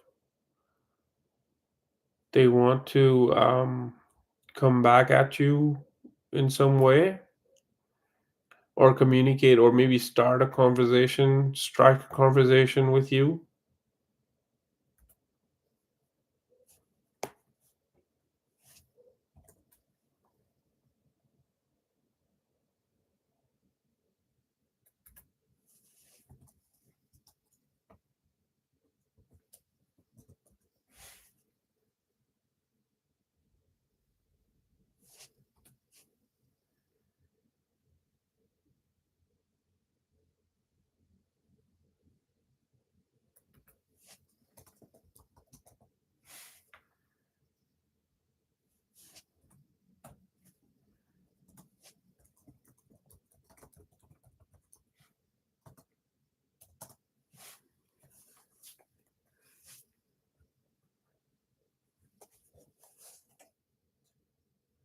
That's true.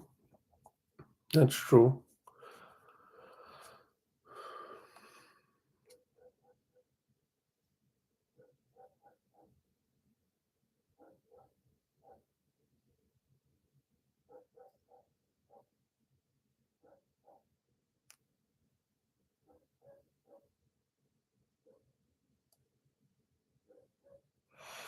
Okay, we'll pull a card and see where is it going here.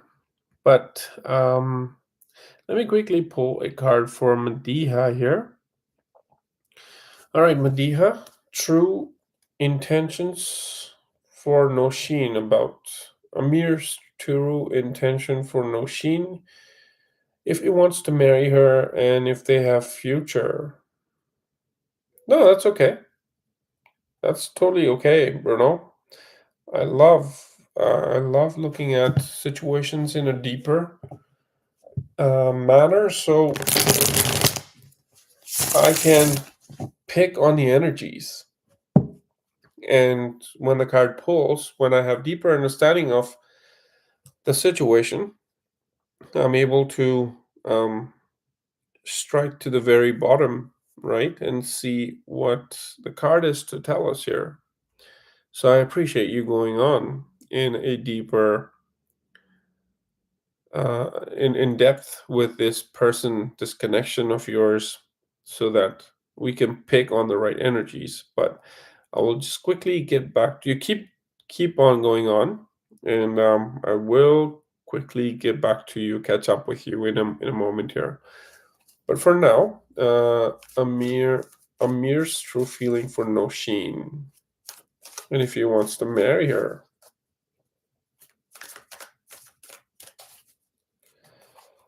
All right.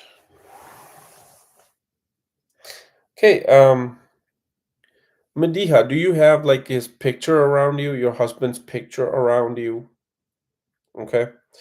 If so, just pull the picture.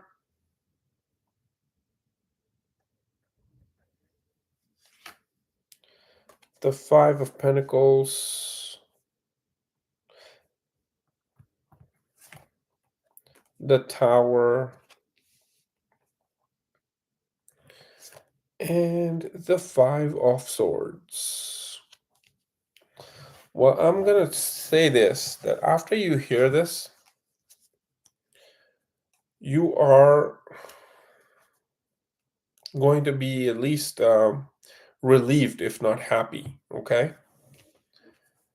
But if you have the picture pulled of your husband, I want you to take a look at these cards by just putting your finger onto your husband's picture. Okay, just look at these cards, put your finger on your husband's picture, and look at these cards and let your feelings flow. Okay, whatever you're feeling now, just let it flow, and I will detach.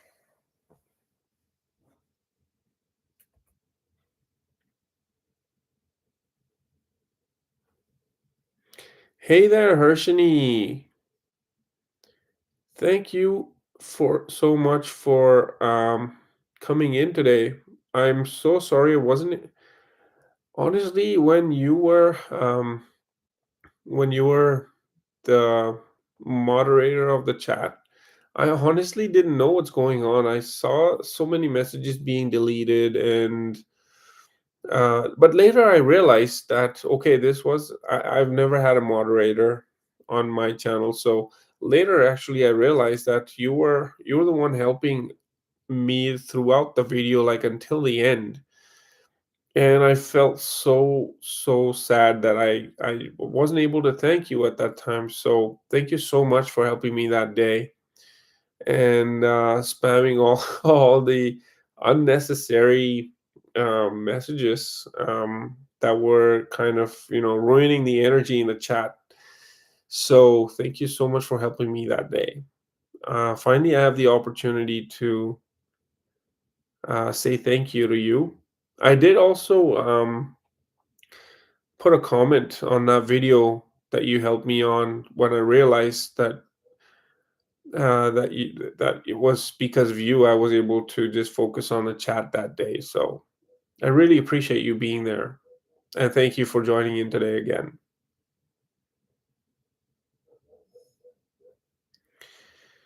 I will come back to you, Arshani. Just bear with me one moment. VP, hello. Hi, VP. If you drop your name, we can pick on your energy and ask you questions so we can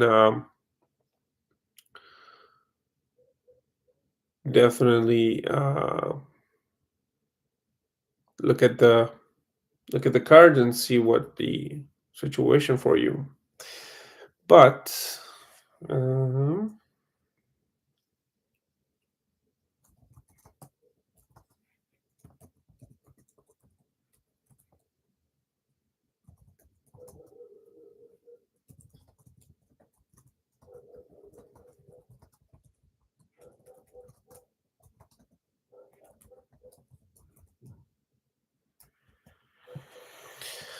okay, so enough of that, Madiha, sorry.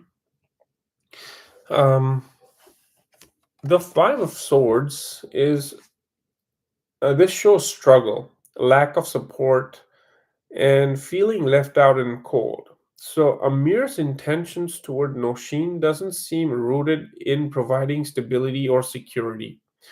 Instead, the card suggests that being with Noshin may bring more hardship than comfort, is what I'm seeing here. The tower, this is like a sudden upheaval, shock, and collapse from false structures.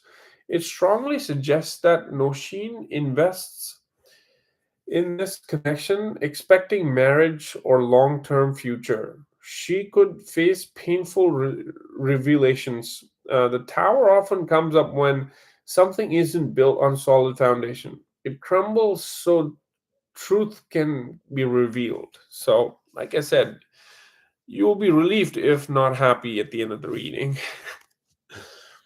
Five of Swords, this shows conflict, manipulation, or winning at all costs mentally. Amir's intention may carry selfishness, wanting things his way, even if leaves Noshin hurt. It's a warning card that trust and harmony are missing. So, putting it together here for you, Madiha, Amir's energy towards Noshin does not point towards genuine commitment or marriage. Okay, the cards show hardship, the Five of Pentacles, inevitable collapse of illusions, the Tower, and toxic conflict or manipulation, Five of Swords. So, this is not a stable long term future connection. Amir is not aligned with being Noshin's life partner. His intentions are shaky, and the relationship is more likely to bring struggle and pain lessons rather than marriage or stability. So that is the answer to your question.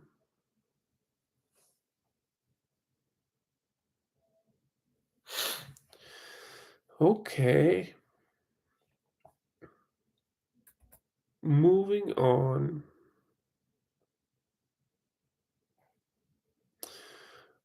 All right.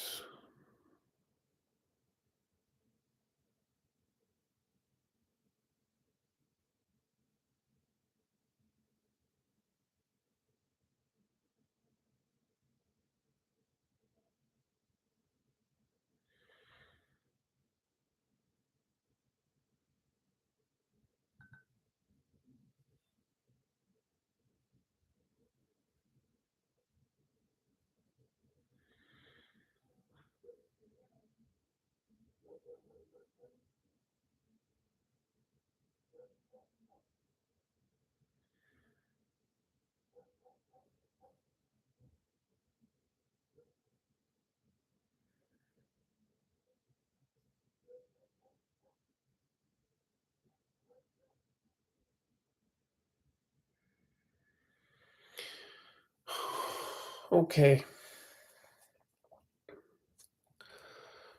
So,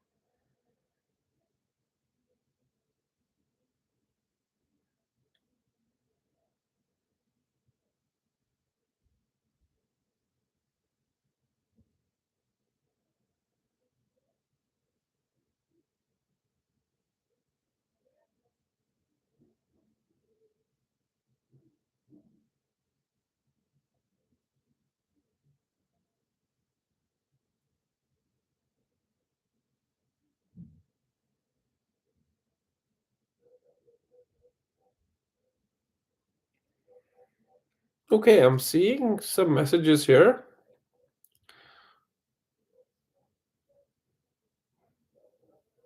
What's going on? I see Dimi is typing. Hope you feel much better soon at Harshini. What happened to you, Harshini? I tried to look at the chat, but I couldn't find anything.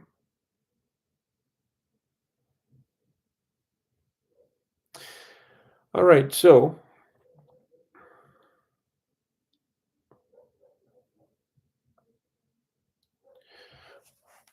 all right, for Bruno here.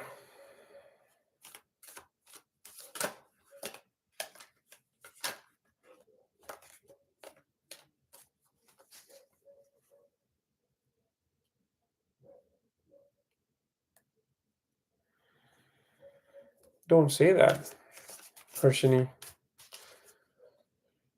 Mm, whatever your beliefs are will be a reality. So don't make your beliefs that can hurt you.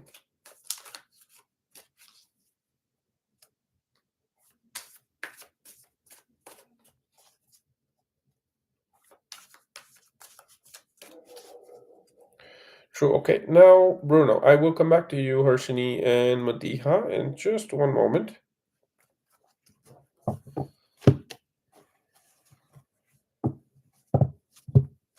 So, I guess the best way to ask your situation to the tarot would be, Bruno, that what's coming at you with this connection, Valentina?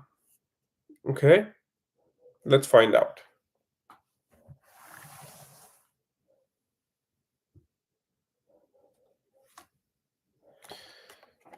Ten of Wands, the Seven of Pentacles, and the Four of Wands. Beautiful. Okay, so I'm picking on a couple things here. Burden and kind of tired of waiting. Ten of Pentacles is at the bottom of the deck. 401 celebrations, but enough of that. Let me show you the cards and pour your energy into it so it helps me to get a better interpretation.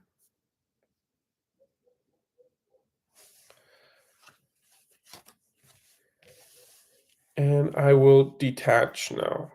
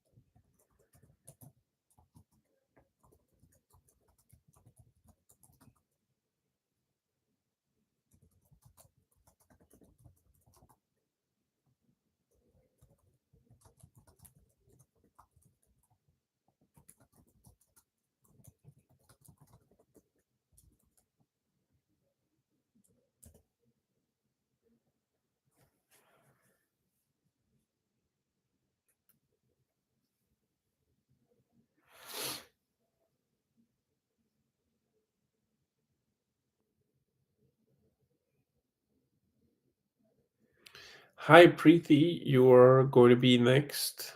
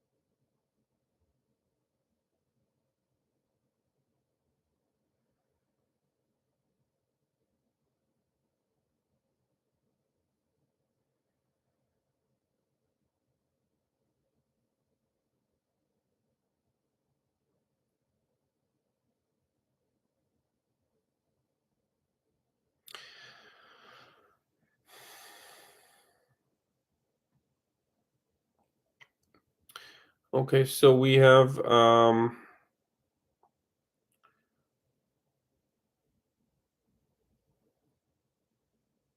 Preeti and then Harshini. Okay. All right, so Bruno, let's get back to you.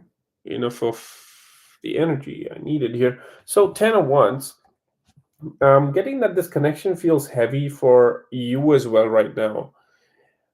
Based on the messages, also we see here that you've been feeling heavy with what's been going on so far with words that has been exchanged with you and your family there, right? By this her grandmother. So I'm getting that this feeling is heavy for you as well, and you might feel like you're carrying a weight of effort, effort, responsibility, or emotional load based on this. So it's not easy. It's not an easy flow. It takes work. Okay, and you may feel burdened or pressured in some way on this one.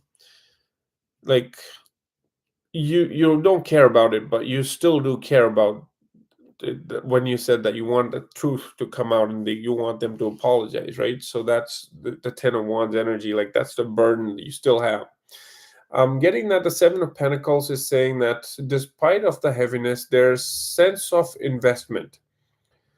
Bruno, I mean, like, you are putting in time, patience, and effort into seeing where this connection could go. The Seven of Pentacles is about slow growth, reflection, and waiting for results. It says things will take time to reap. I mean, re, you know, you reap the rewards, but it will come with patience. Okay, and the Four of Wands says that this is the bright spot. Okay, it shows joy, harmony, and potential celebration together. Despite the struggles and waiting, the connection has the possibility of bringing stability, a sense of belonging, and happiness if nurtured properly. So, combine putting it together for you, this connection with Valentina won't be effortless. Okay, it comes with responsibilities or challenges with the 10 of Wands. But if you're feeling, I mean, if you're willing to be patient and investing, Seven of Pentacles is what I'm seeing. So you're willing to be patient and willing to invest in this connection. It can grow into something harmonious and joyful with the Four of Wands here. So in short, it's a connection that starts heavy but has the potential to lead to stability and celebration if you and Valentina both stay patient and committed. So this is what I'm seeing for you in this connection. So right now it is still all that burden and stuff, but um, patience and willingness to be there will definitely bring this joyful. So you what I'm getting is that you could be getting the result that you want in this connection, and you'll be happy with the outcome if you stay invested in this person and be patient as well. All right, moving on to Preeti, I guess. Okay, Preeti.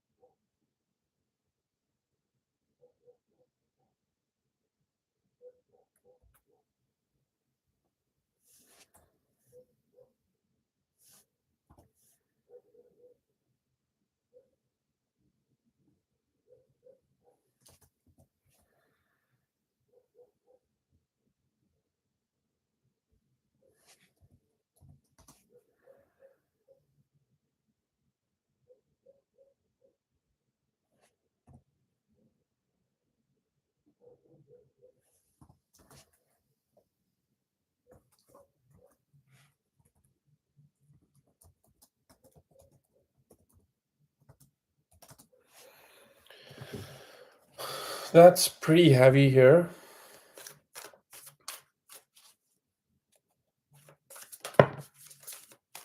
Okay, Bhumika, I will be back with you.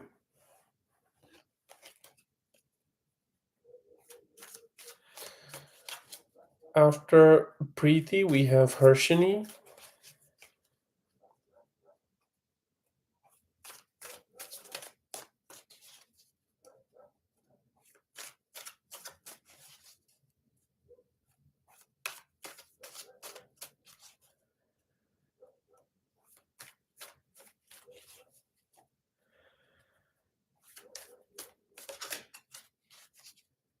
Sure, sure. I will. I guess I forgot this. Okay, after Harshini, it's Dimi. Okay. Okay, so Preeti, Harshini, and Dimi are the next ones. Okay, Preeti. The energy is heavy. I'm so sorry that you have to go through such reality. I mean, this is crazy. And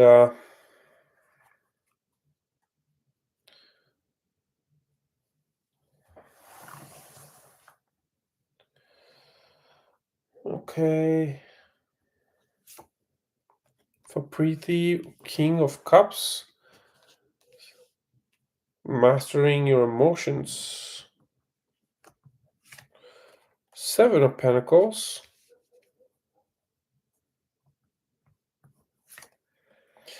Knight of Wands,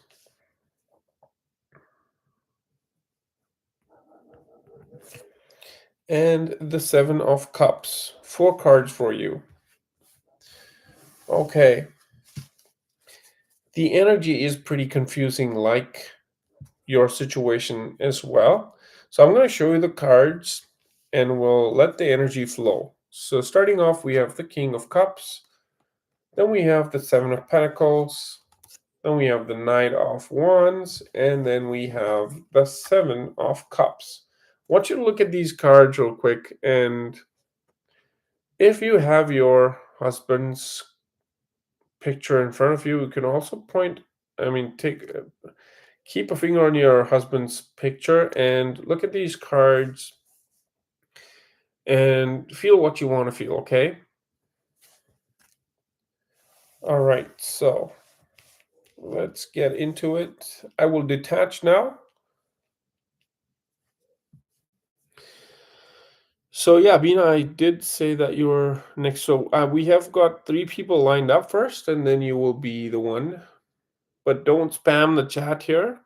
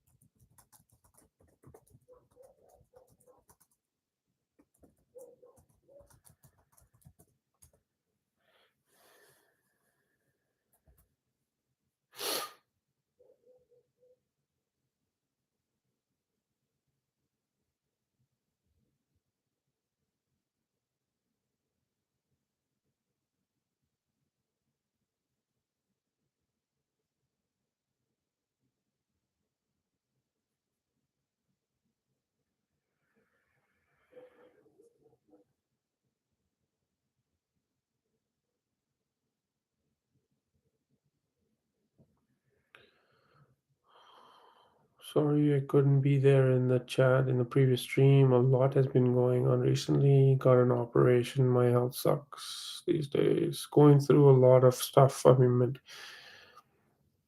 sorry to hear that, Harshini. What kind of operation you went through? Is everything okay with you?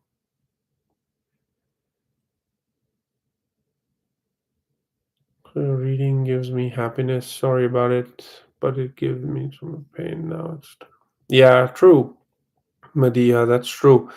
Soon you'll see that connection for both of them together will come tumbling down, and you'll, if your karma is to watch them fall apart. Okay, just wait and watch. Trust me, you'll be relieved. Try not to be negative.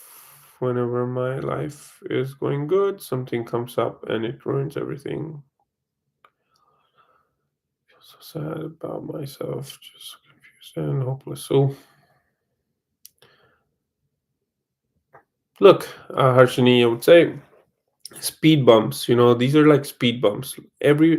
The life will never be stagnant. You will never be in a place of happiness. Okay, you realize that it is happiness because um, you've been through sorrow and sadness. That's when you realize that this is happiness, right? So life is the change is the only constant thing in life, and eh, there will be ups and downs. So you always need to be hopeful. You should never be hopeless. Okay, hope and faith is the only thing that keeps us going. I know sometimes to put in words to express how you feel, you write that, but I'm pretty sure you're never hopeless. Okay, you always have hope, and you always need to have hope. Okay, never give up the hope. Okay, all right, Preeti, back to you. I guess the energies are here. So the King of Cups, this is a card of mastering your emotions. Okay, And this represents your husband, is what I'm seeing. He's emotionally aware, but also trying to manage two sides at once. The King of Cups often balances emotions rather than making a firm decision, which can mean he is trying to keep peace without truly committing to one path, which is ridiculous, honestly.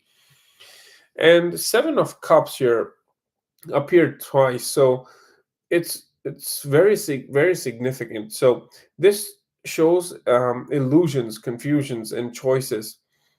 Um, okay, sorry. The Seven of Pentacles. Sorry, I picked the wrong card here. So the Seven of Pentacles here basically is,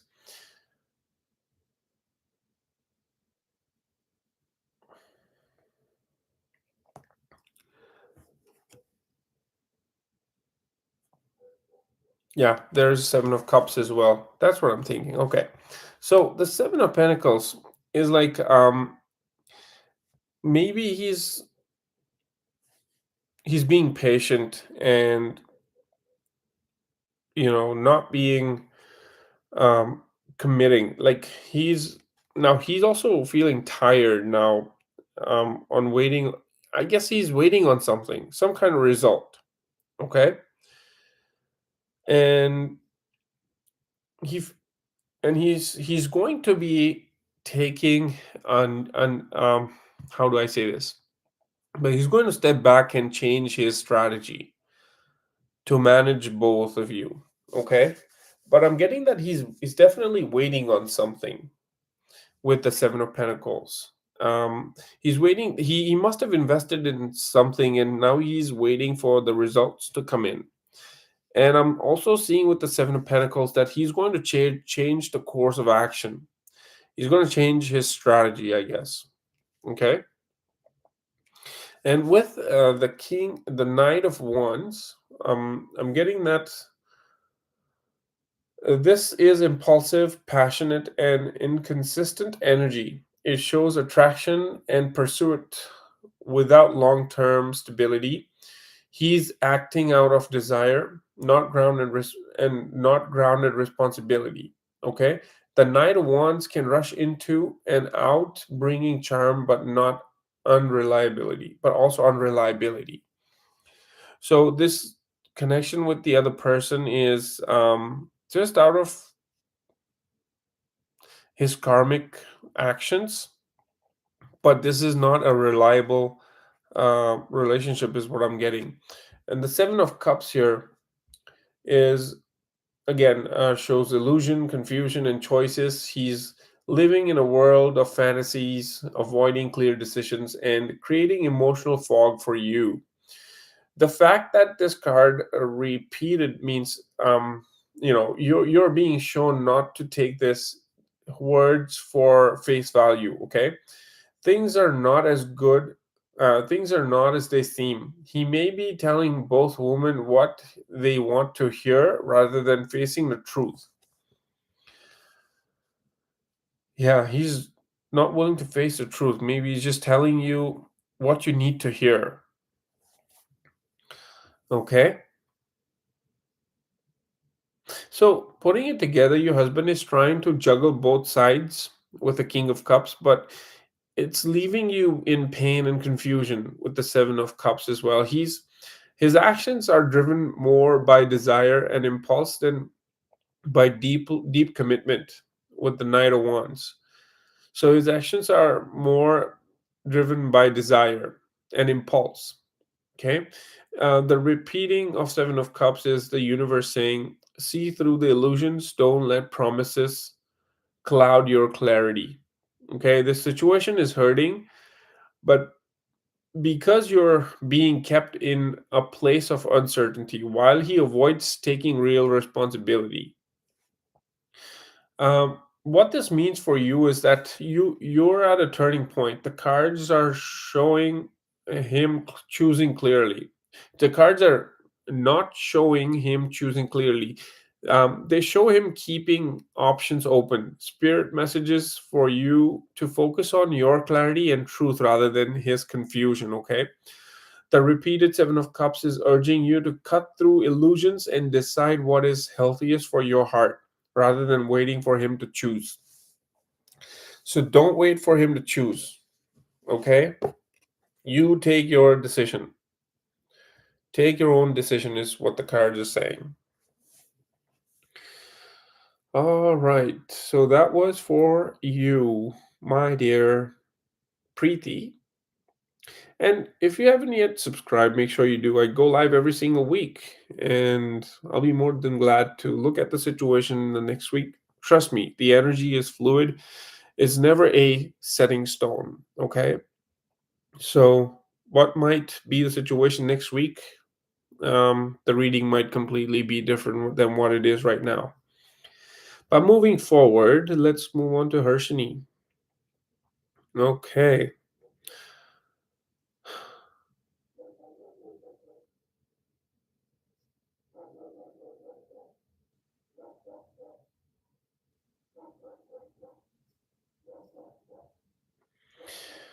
General reading about the same.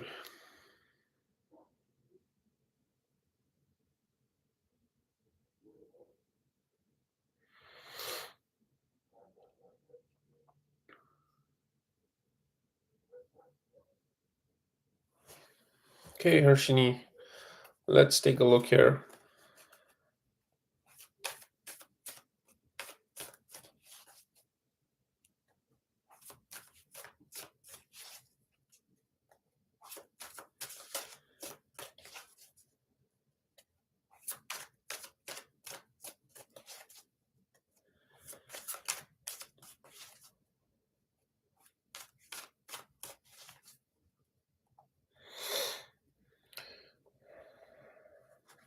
Okay, Hershini.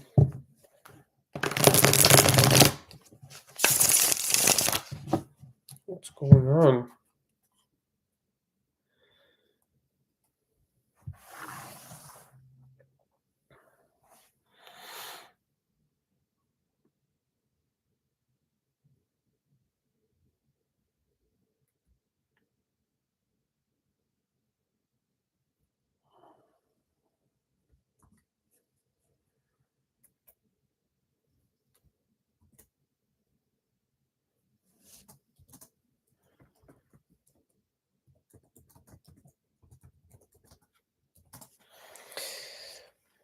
Okay.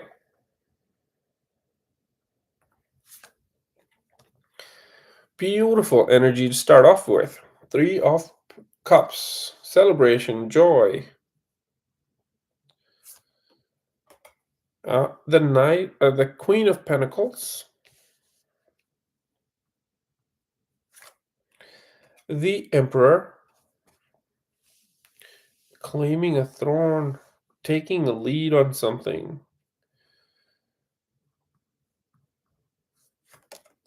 Four of Wands, celebration. Beautiful cards, Harshini. Nothing to worry about. At least for now. And the Six of Swords, beautiful card to end the reading. Moving to smooth, moving to a better place. Okay. Like situation wise, if not literally traveling.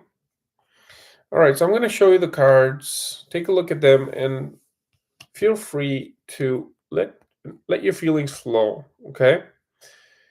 Three of Cups, the Queen of Pentacles, the Emperor, Four of Wands, and the Six of Swords. All right. All right.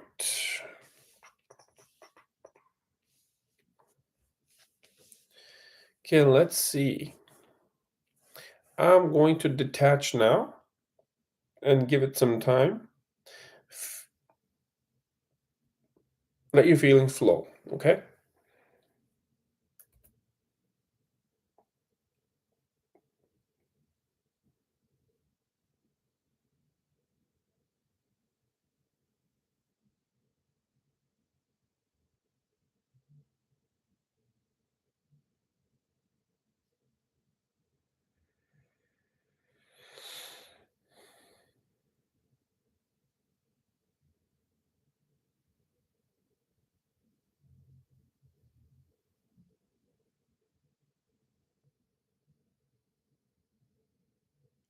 Next we have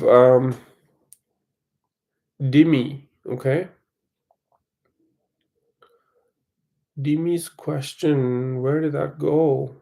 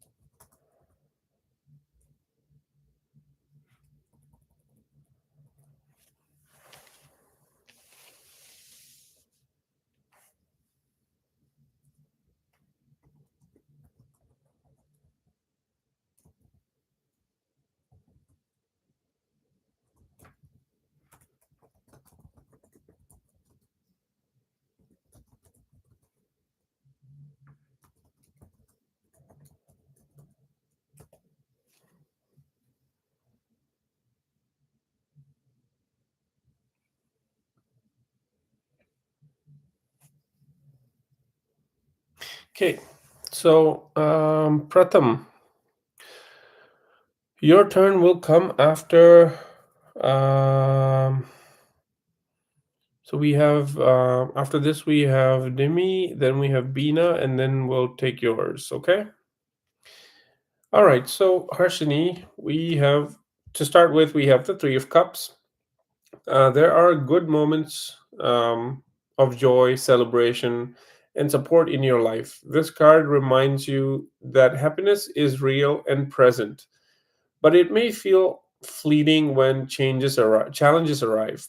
Spirit is saying, don't miss those moments. They are important anchors of your heart. Okay. And then we have the Queen of Pentacles. This is you carrying, nurturing, resourceful, someone who always strives to hold everything together. You carry responsibility with grace, but sometimes that weight makes you feel overlooked or unsupported. The Queen of Pentacles also reminds you to nurture yourself just as much as you nurture others. And then we have the Emperor. And the Emperor is like life keeps testing your sense of stability and control. The Emperor says structure, boundaries, and discipline are the keys to breaking the cycle of things going well, then crashing. You're being asked to step into authority over your life, over your own life, and set strong foundations that can't be shaken easily. And then for the Four of Wands, despite of confusion, there is stability, harmony, and celebration available to you. This card often shows community, home, or family support. It's a reminder that you're not as alone as you may feel. And then, not the end, but the last card here, Six of Swords, this is healing and transition. It says that even though you've faced storms, you're moving toward calmer waters. It may take time, but direction of your life is towards peace, not chaos. Beautiful. And putting it together, what I feel here for you, Hershni, that your cards show that you do have strength, support, and potential for stability. The pattern of things getting ruined is linked to shaky foundations, emperor lesson, and perhaps carrying too much without leaning on support, like Queen of Pentacles, Three of Cups, and the Four of Wands. The Six of Swords promises healing. You are in the middle of moving away from repeated cycles towards something calmer and safer. So the message from the spirit here is your life is not doomed to repeat pain. You are being asked to step into your power, set stronger boundaries, and allow yourself to be supported. Healing is happening, even if it feels slow at the moment.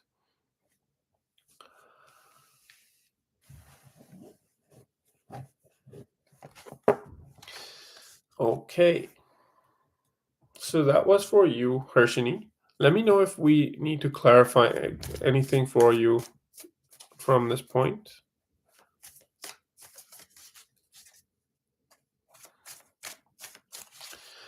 Moving on to Demi's question.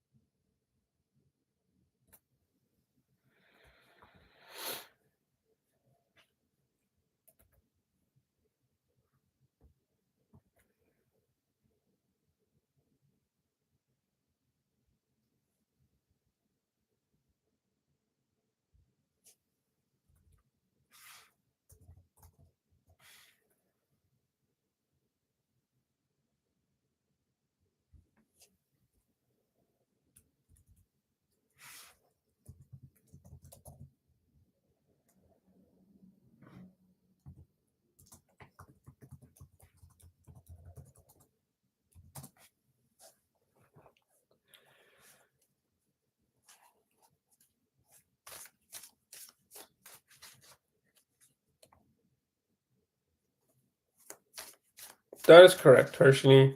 You should definitely do that. That's what the reading said. Okay, nurture yourself like you nurture others.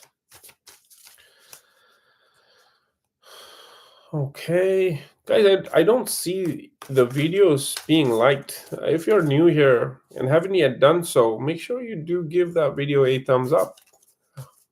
It's free and doesn't cost you anything, but it helps me a lot.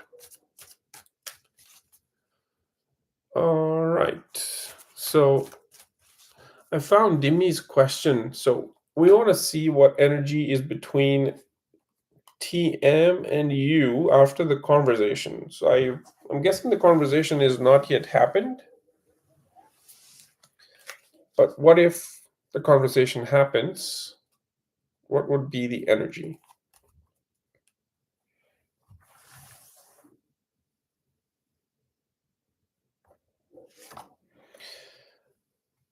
The Hierophant. The Tower. I guess all the misunderstanding is over and it's a brand new beginning. Some good cards. A lot of positivity is what I'm seeing here. And I'm seeing that, Dimi, you're going to be relieved if not happy as well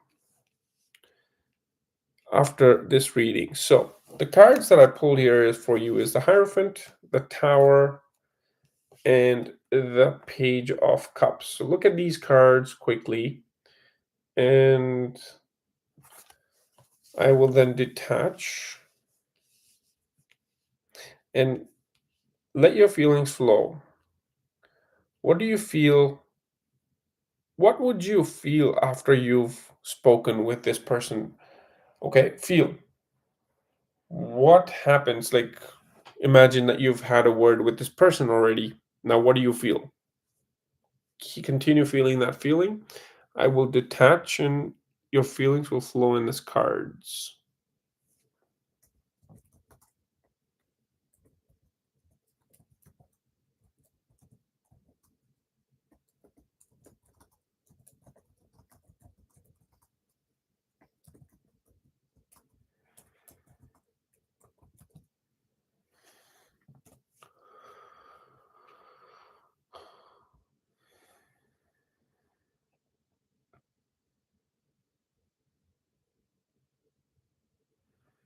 Okay, so I guess Bhumika is next. Preeti, I like him very much, but why is this to me? Unfortunately,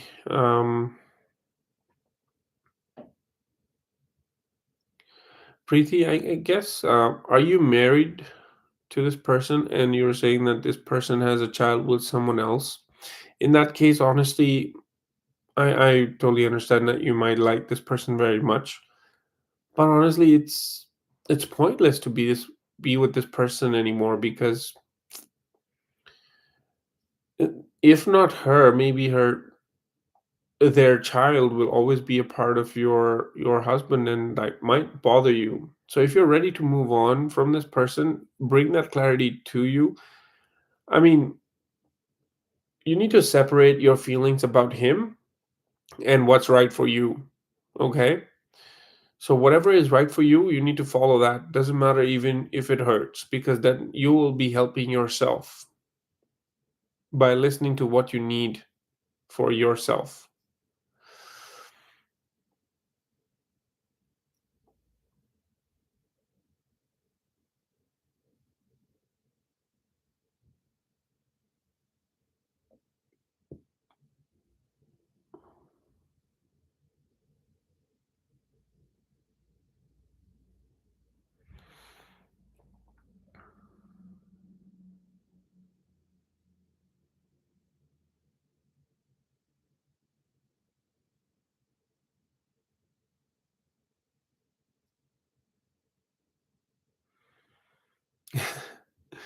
Anjali, yeah, I need some protein shake. For now, I'm due for it. So thank you for taking care of me and thinking about me. Okay. Okay, good night, Anjali, if you're still here. Sweet dreams. Take care. See you soon too. I will definitely have a nice day.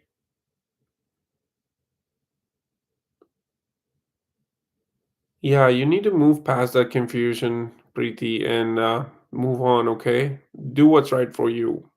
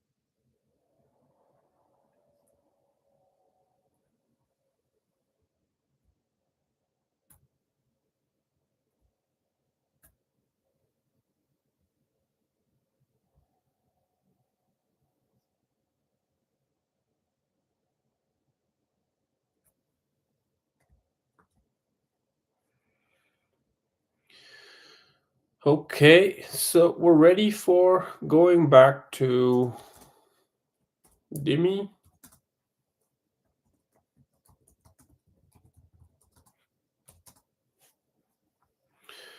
All right, for you, Dimi, we have the Hierophant. The conversation touched on a deeper values, beliefs, or traditions. I'm getting that the conversation that you may have will touch on deeper values, beliefs, or traditions. It may have raised questions about what each person truly wants in terms of commitment, rules, or expectations. This card brings structure, so the talk likely made them reflect on where they stand is more serious sense in a more serious sense. So I'm getting that you basically whenever you have this conversation, you will come to a you both will come to a middle ground and set your expectations as to like reconciliation is what I'm getting to at is what I'm seeing with the Hierophant, that a reconciliation will happen and you both will set your expectations as to what's expected. And yeah, I mean, what are your values and traditionally, and you know going I mean, this is deepening, this relationship is deepening because the values and the expectations are being set clear. With the Tower, the Hierophant structure was shaken, right? um, but the Hierophant structure was shaken. The Tower shows that something unexpected, shocking, or truth revealing came out, and whatever illusions or assumptions were there, this conversation broke them down. It may have felt both feeling unsettled, but it also cleared the air of what wasn't solid. So between you guys, whatever wasn't built on a solid foundation just came tumbling down, okay? Or I'm getting that this was a conversation that may have happened based on that. This tower happened, and whatever was uncertainly built, not on solid foundation, came tumbling down. And with the Page of Cups is what I'm getting. Now the Page of Cups is a very childlike energy, so I'm seeing that there is a chance of starting it together.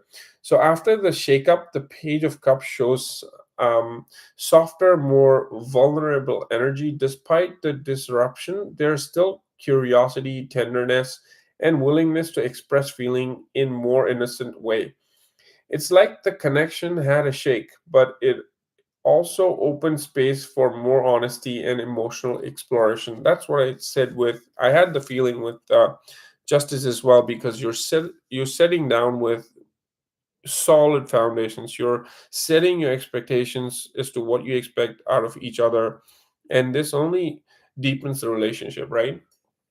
So putting it together, what I'm feeling here is that um, the energy after the conversation is a mix of serious reflection about values and expectations with the Hierophant, a sudden shake or revelation that changed the dynamic with the Tower, and a softer, a tentative openness to feelings or healing with the Page of Cups.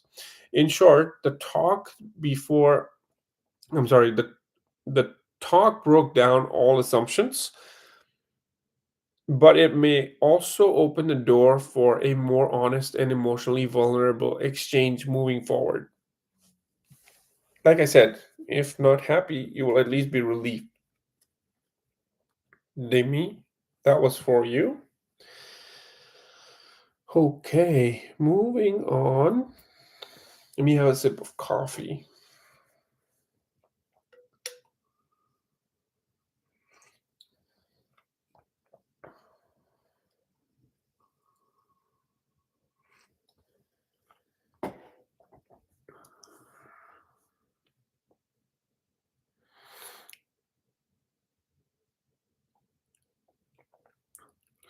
Okay, we had Bhumika, right?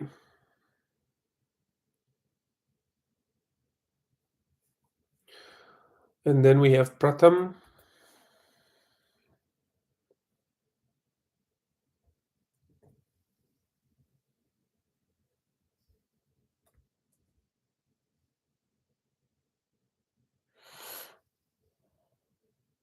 Okay, do we have Bhumika here? No, Pratham, there was Bhumika first. Um, but I don't see her. If Bhumika is here, okay, I can take your question. Okay, Bhumika is here. After Bhumika is gonna be you, okay? Pratham, I promise.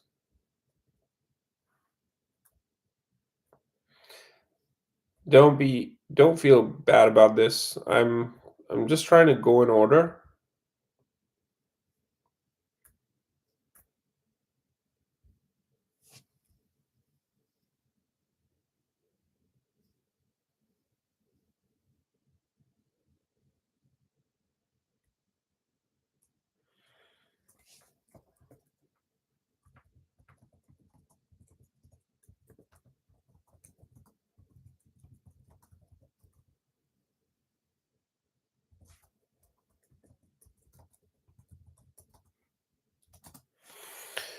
Okay, let's pull cards for Bhumika, general guidance.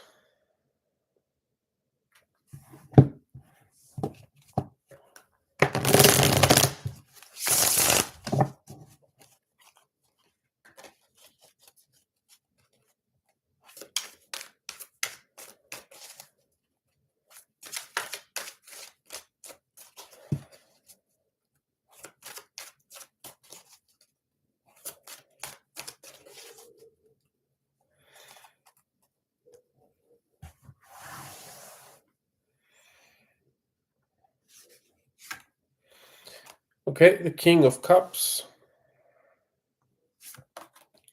The Tower keeps coming out. What's going on with you guys? The Eight of Pentacles. Okay, so let's take a look here.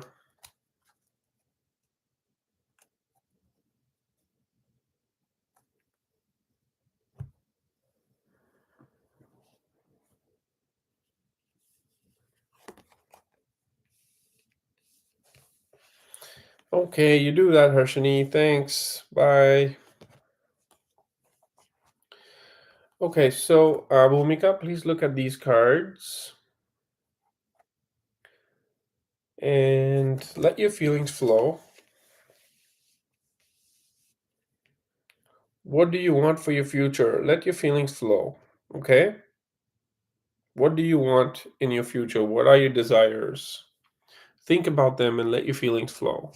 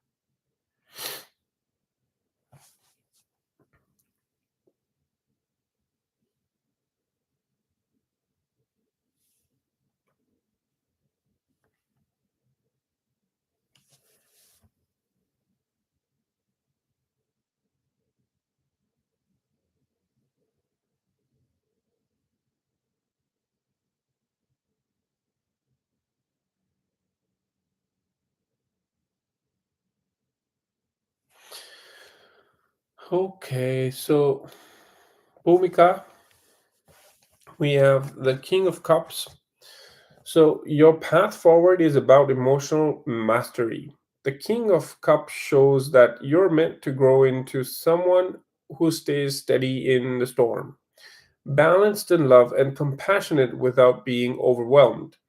This is guidance to lead with wisdom of the heart while still protecting your own emotional health. Okay?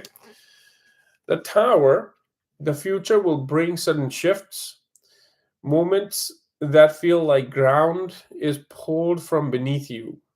These are not punishments, but wake up calls. The Tower clears away false structures so that your life can be rebuilt on stronger, more authentic foundations. Every breakdown will eventually lead to breakthrough. Okay? And the Eight of Pentacles. This card says your future success comes from consistent effort and dedication. You're being guided to keep learning, refining your skills, and building step by step. Nothing is wasted. Each effort becomes part of your mastery. Putting it together for you, Bhumika, the emotional strength with the King of Cups will carry you through the unpredictable changes with the Tower. Every shakeup will actually direct you toward your path, your true path. By focusing on your craft, discipline, and personal growth, Eight of Pentacles, you'll build a stable and rewarding future.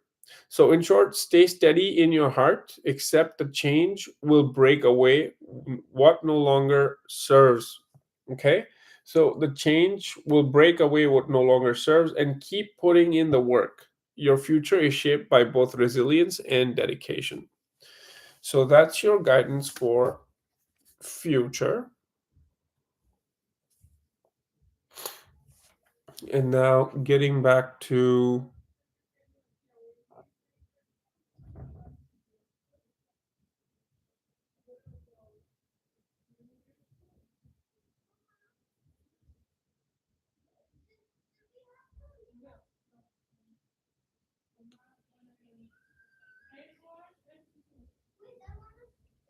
okay, so now we have Pratham.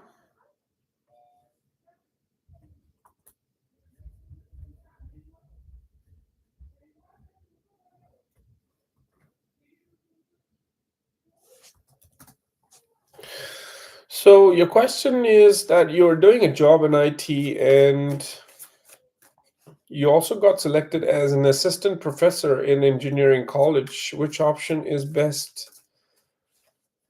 Okay, let's see.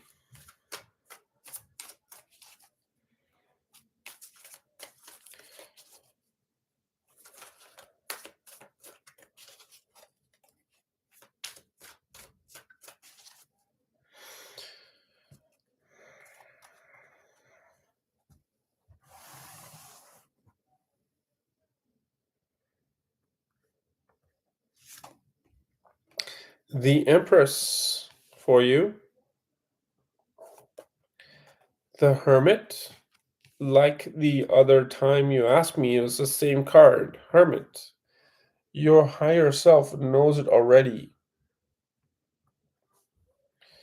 And the Hanged Man. So, those are your cards. Honestly, like it's going to be the same thing since I told you the last time.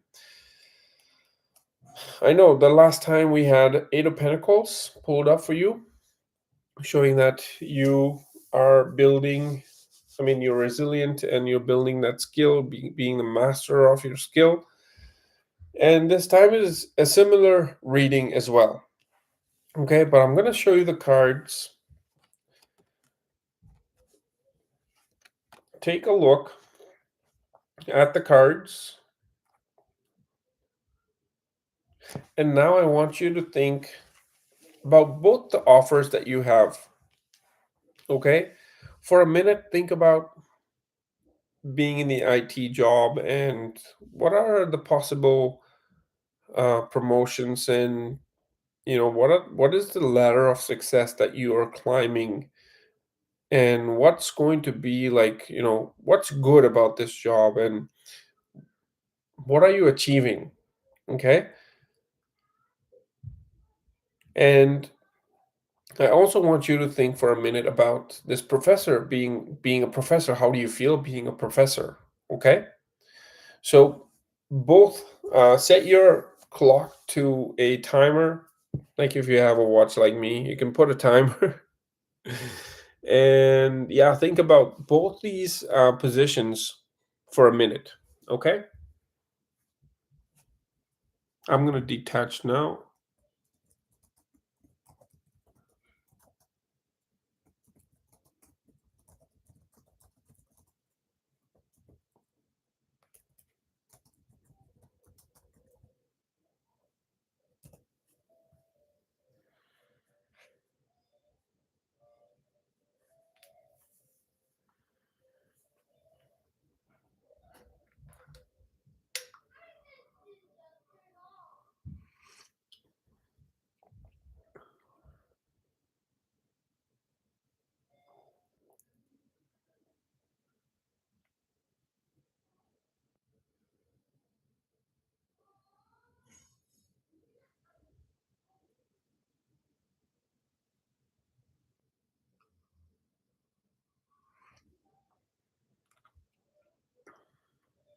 You're welcome, Demi.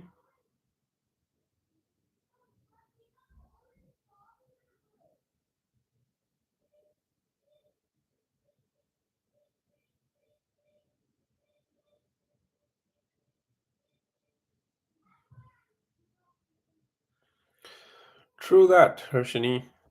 Yeah, we go through um, tests in life again and again. The universe wants to make sure that we are ready to receive what we are asking, right? And it puts us through the tests. So,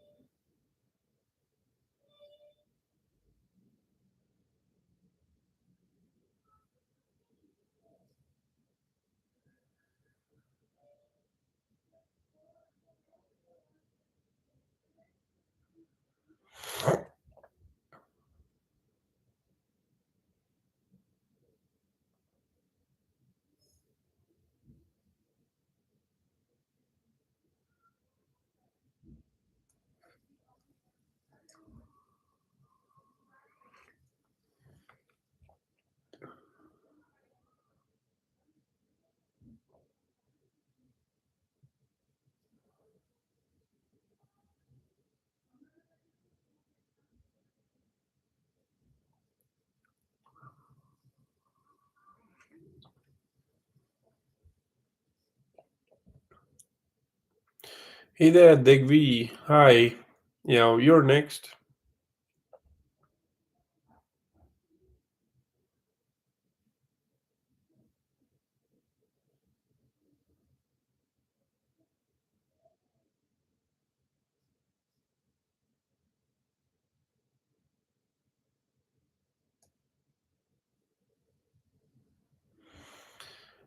Hey there, Demi. Okay, take care. Bye.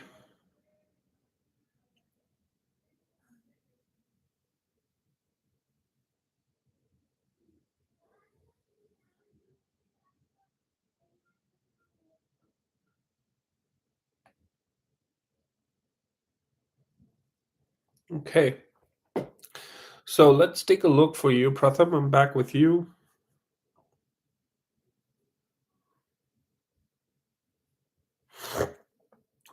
Okay, so starting up, we have the Empress. This points to growth, creativity, and nurturing. The assistant professor role resonates strongly with this card. It's about teaching, guiding, and helping others grow. The Empress shows fulfillment through creation and contribution, which aligns beautifully with the academia and shaping young minds. The Hermit, oops, too much energy. Okay, the Hermit cards, this card shows wisdom, introspection, and being a guide. Again, it leans toward the professor path, sharing your knowledge, being a mentor, and working in a space where your wisdom lights the way for others. It also shows that you may personally find more meaning and soul satisfaction here compared to a standard IT job. And then we have the Hangman. This suggests patience and perspective. It says the decision shouldn't be rushed. Look at what each path brings in long run.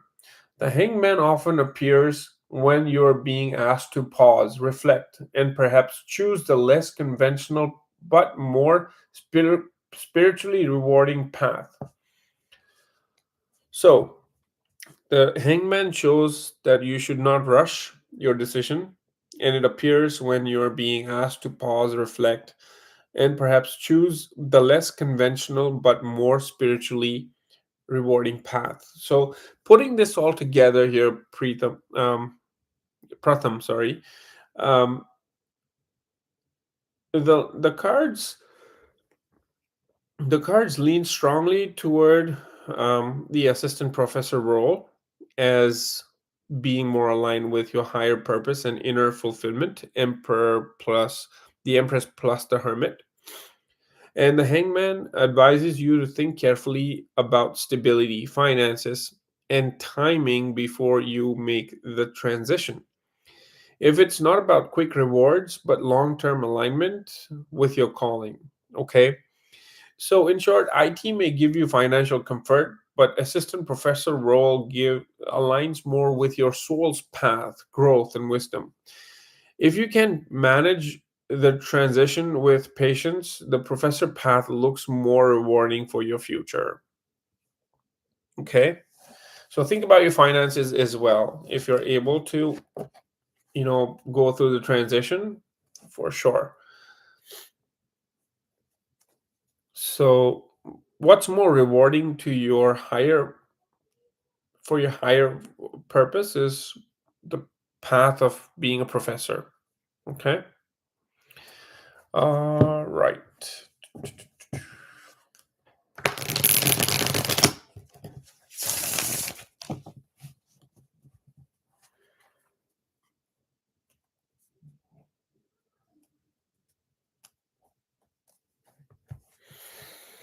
Moving on, we have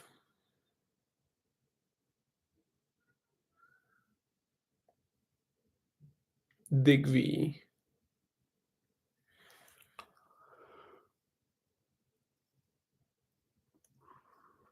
Oh, 7th of September. Great. This is beautiful.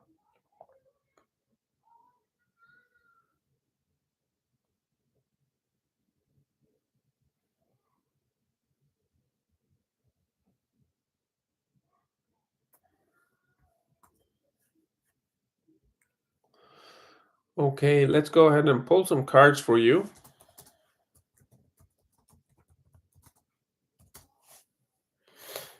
Digvi.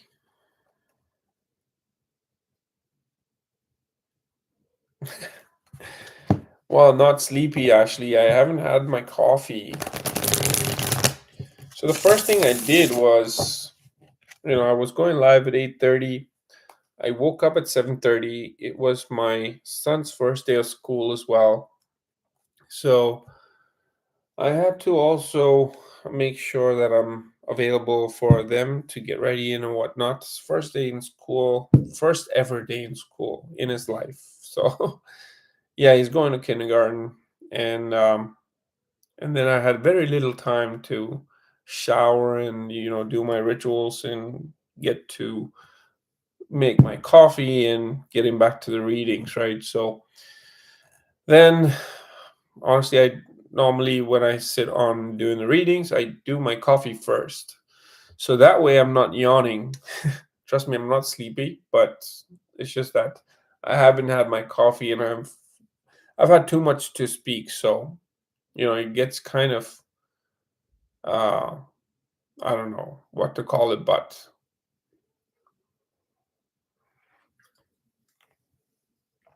sitting in one place for 3 hours and 26 minutes, almost 3.5 hours. So you can't blame me.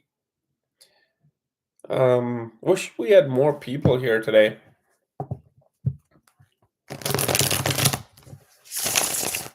All right, getting back to thanks, Preeti.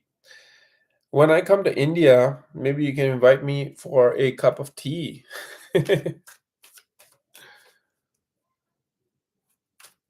Nope, nope.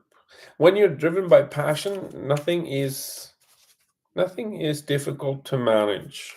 Nothing is hard. You just need to have passion. Okay. For Digwe's book, let's see what's coming. Pull the card. The High Priestess, King of Wands,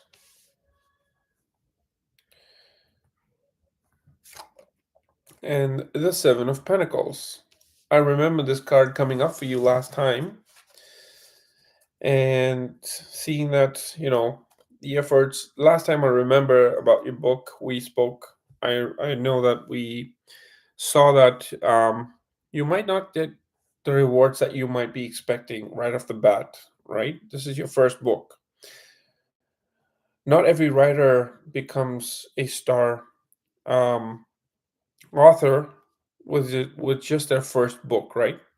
Maybe some did. Maybe you would too.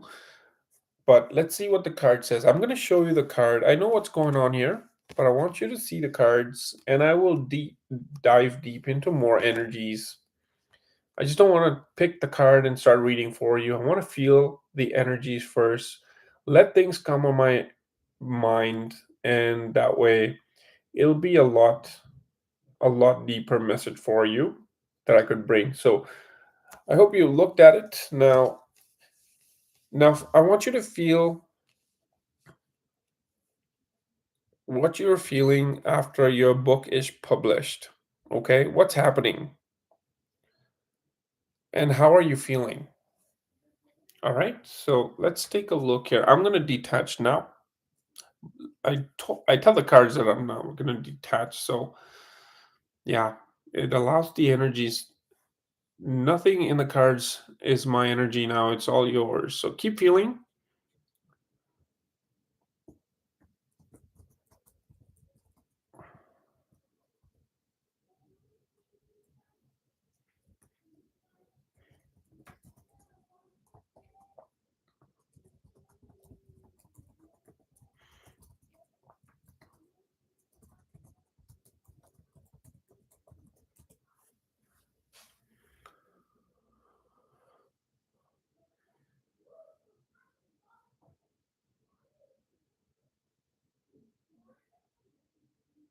That's great. That's great, Digvi. I really love it. And trust me, soon you'll start to have flashes and insights. You'll have flashes. You'll remember something from the meditation part, like it was a lucid dream. And make sure you then follow the insights um, and the flashes. Like, for example, if you're going to McDonald's and asking for fries, well, maybe there's a block, and when you remember that through the flashes,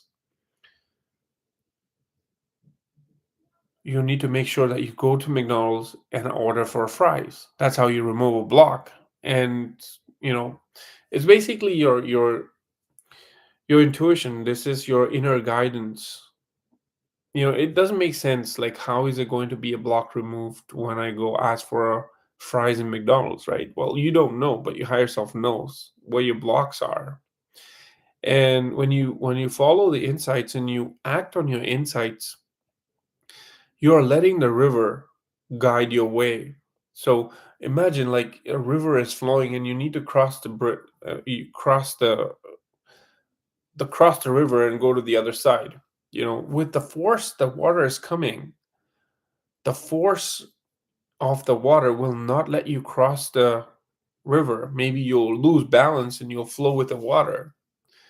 But if you understand this, like you let the water, you flow with the water, which is less resistance, and you'll get to the other side of the bridge easily because you're resistance free.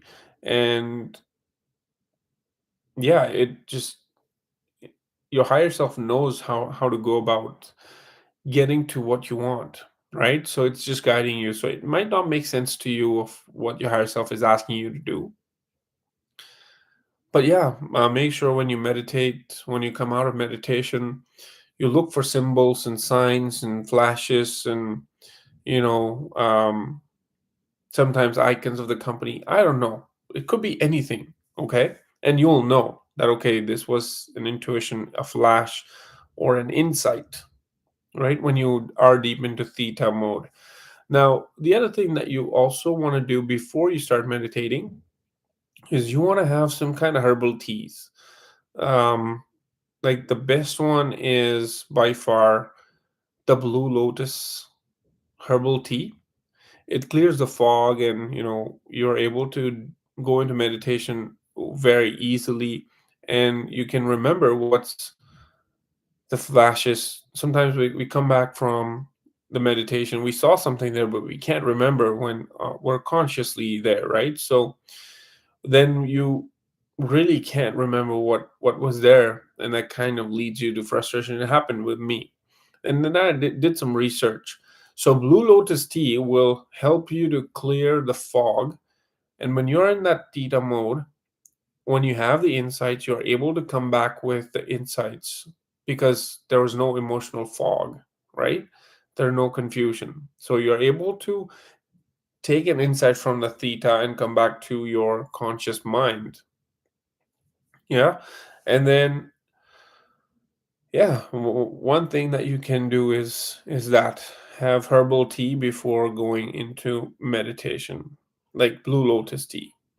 I normally don't find it here. I think it's available on Etsy or somewhere. I don't know, but I wasn't able to find one. And what I do is I just have a peppermint tea and then go into meditation. So that also helps. So if that's not available, you can switch on to a peppermint tea.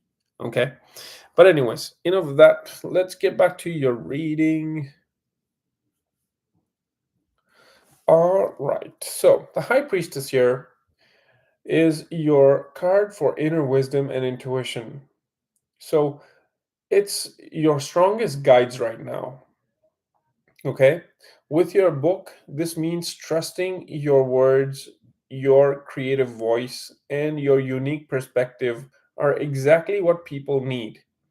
Don't let your self doubt cloud the process. Spiritual alignment and authenticity will attract the right audience. This might not be like the first time you publish a book and it'll just go viral, okay?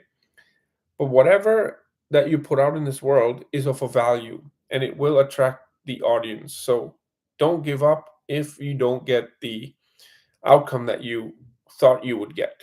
Okay? Is what the card is trying to say. And then the king of wands here, this is a leadership card, a vision, confidence. The king of wands says step into your role as an author, a guide, and a visionary. You're not just releasing a book, you're building a presence and a brand. Show up with courage, share your passion openly, and let other people feel your fire. And then we have the Seven of Pentacles. And the Seven of Pentacles is a card of the progress you think you you desired, um, is turns into a disappointment. But the card here is career wise, this card says results may not be instant, like I said, but the seeds you're planting now will bear fruit with patience and consistency. Your book is a long-term investment in your career path. Keep nurturing it through promotion, networking, and follow-up projects. Over time the rewards will grow steadily. So the card is also trying to say that you need to step back and choose a different strategy. So for now, you may have promoted your book in certain ways, and the card is saying that there are more ways that you could do this promotion. Okay, reaching out to a larger audience. Like for an example, if you have a product nowadays, people would just hire an influencer on social media and market their product. So I'm not sure if this will be the right thing for you to do with your book, but in that case, you could still go on social media in some ways and market your product, right? Put it out in, like, yeah, there are a lot of ways you can search, like, best ways to market your product. Like, read books. There are a number of books on how to do about marketing, and you might find a lot of insights. So this card is basically asking you to step back and change your strategy. Okay, so whatever your results may be, I'm getting that you might not see like instant results like you must have um, assumed. This card I remember, and let me know if I'm incorrect here, but I remember this card coming up last time, and I told you that you might not just get to see the results instantly like you assumed the results would be, but this is like a slow growth, right? It's You don't have to. And now I'm also getting that with changing your strategy, this will reap rewards. Okay. So this book isn't going to go anywhere. Maybe not today, but later down the 6 months down the line, maybe a year down the line, this book's come to everyone's attention and it just picks up, right?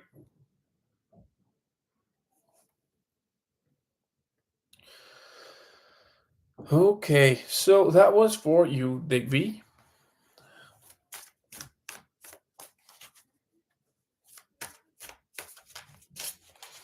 So do we have Preeti still with us?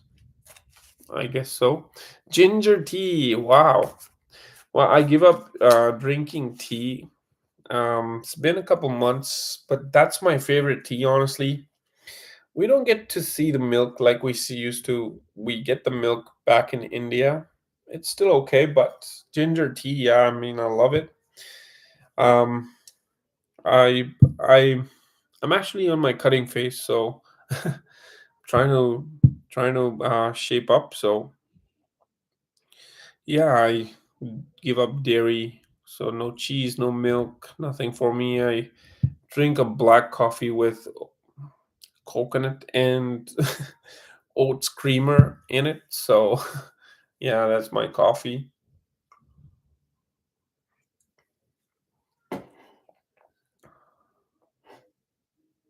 That's correct. Digby, you need to let go of the result expectation. Okay, you just have to make sure that you continue doing your work, and results will follow. Okay.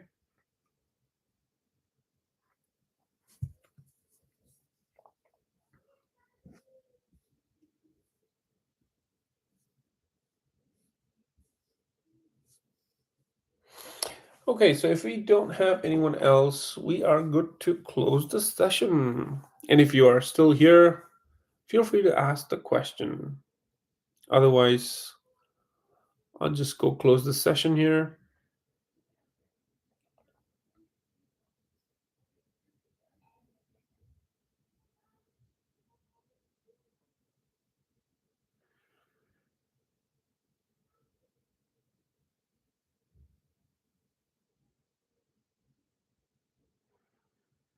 All right, so I guess that's it.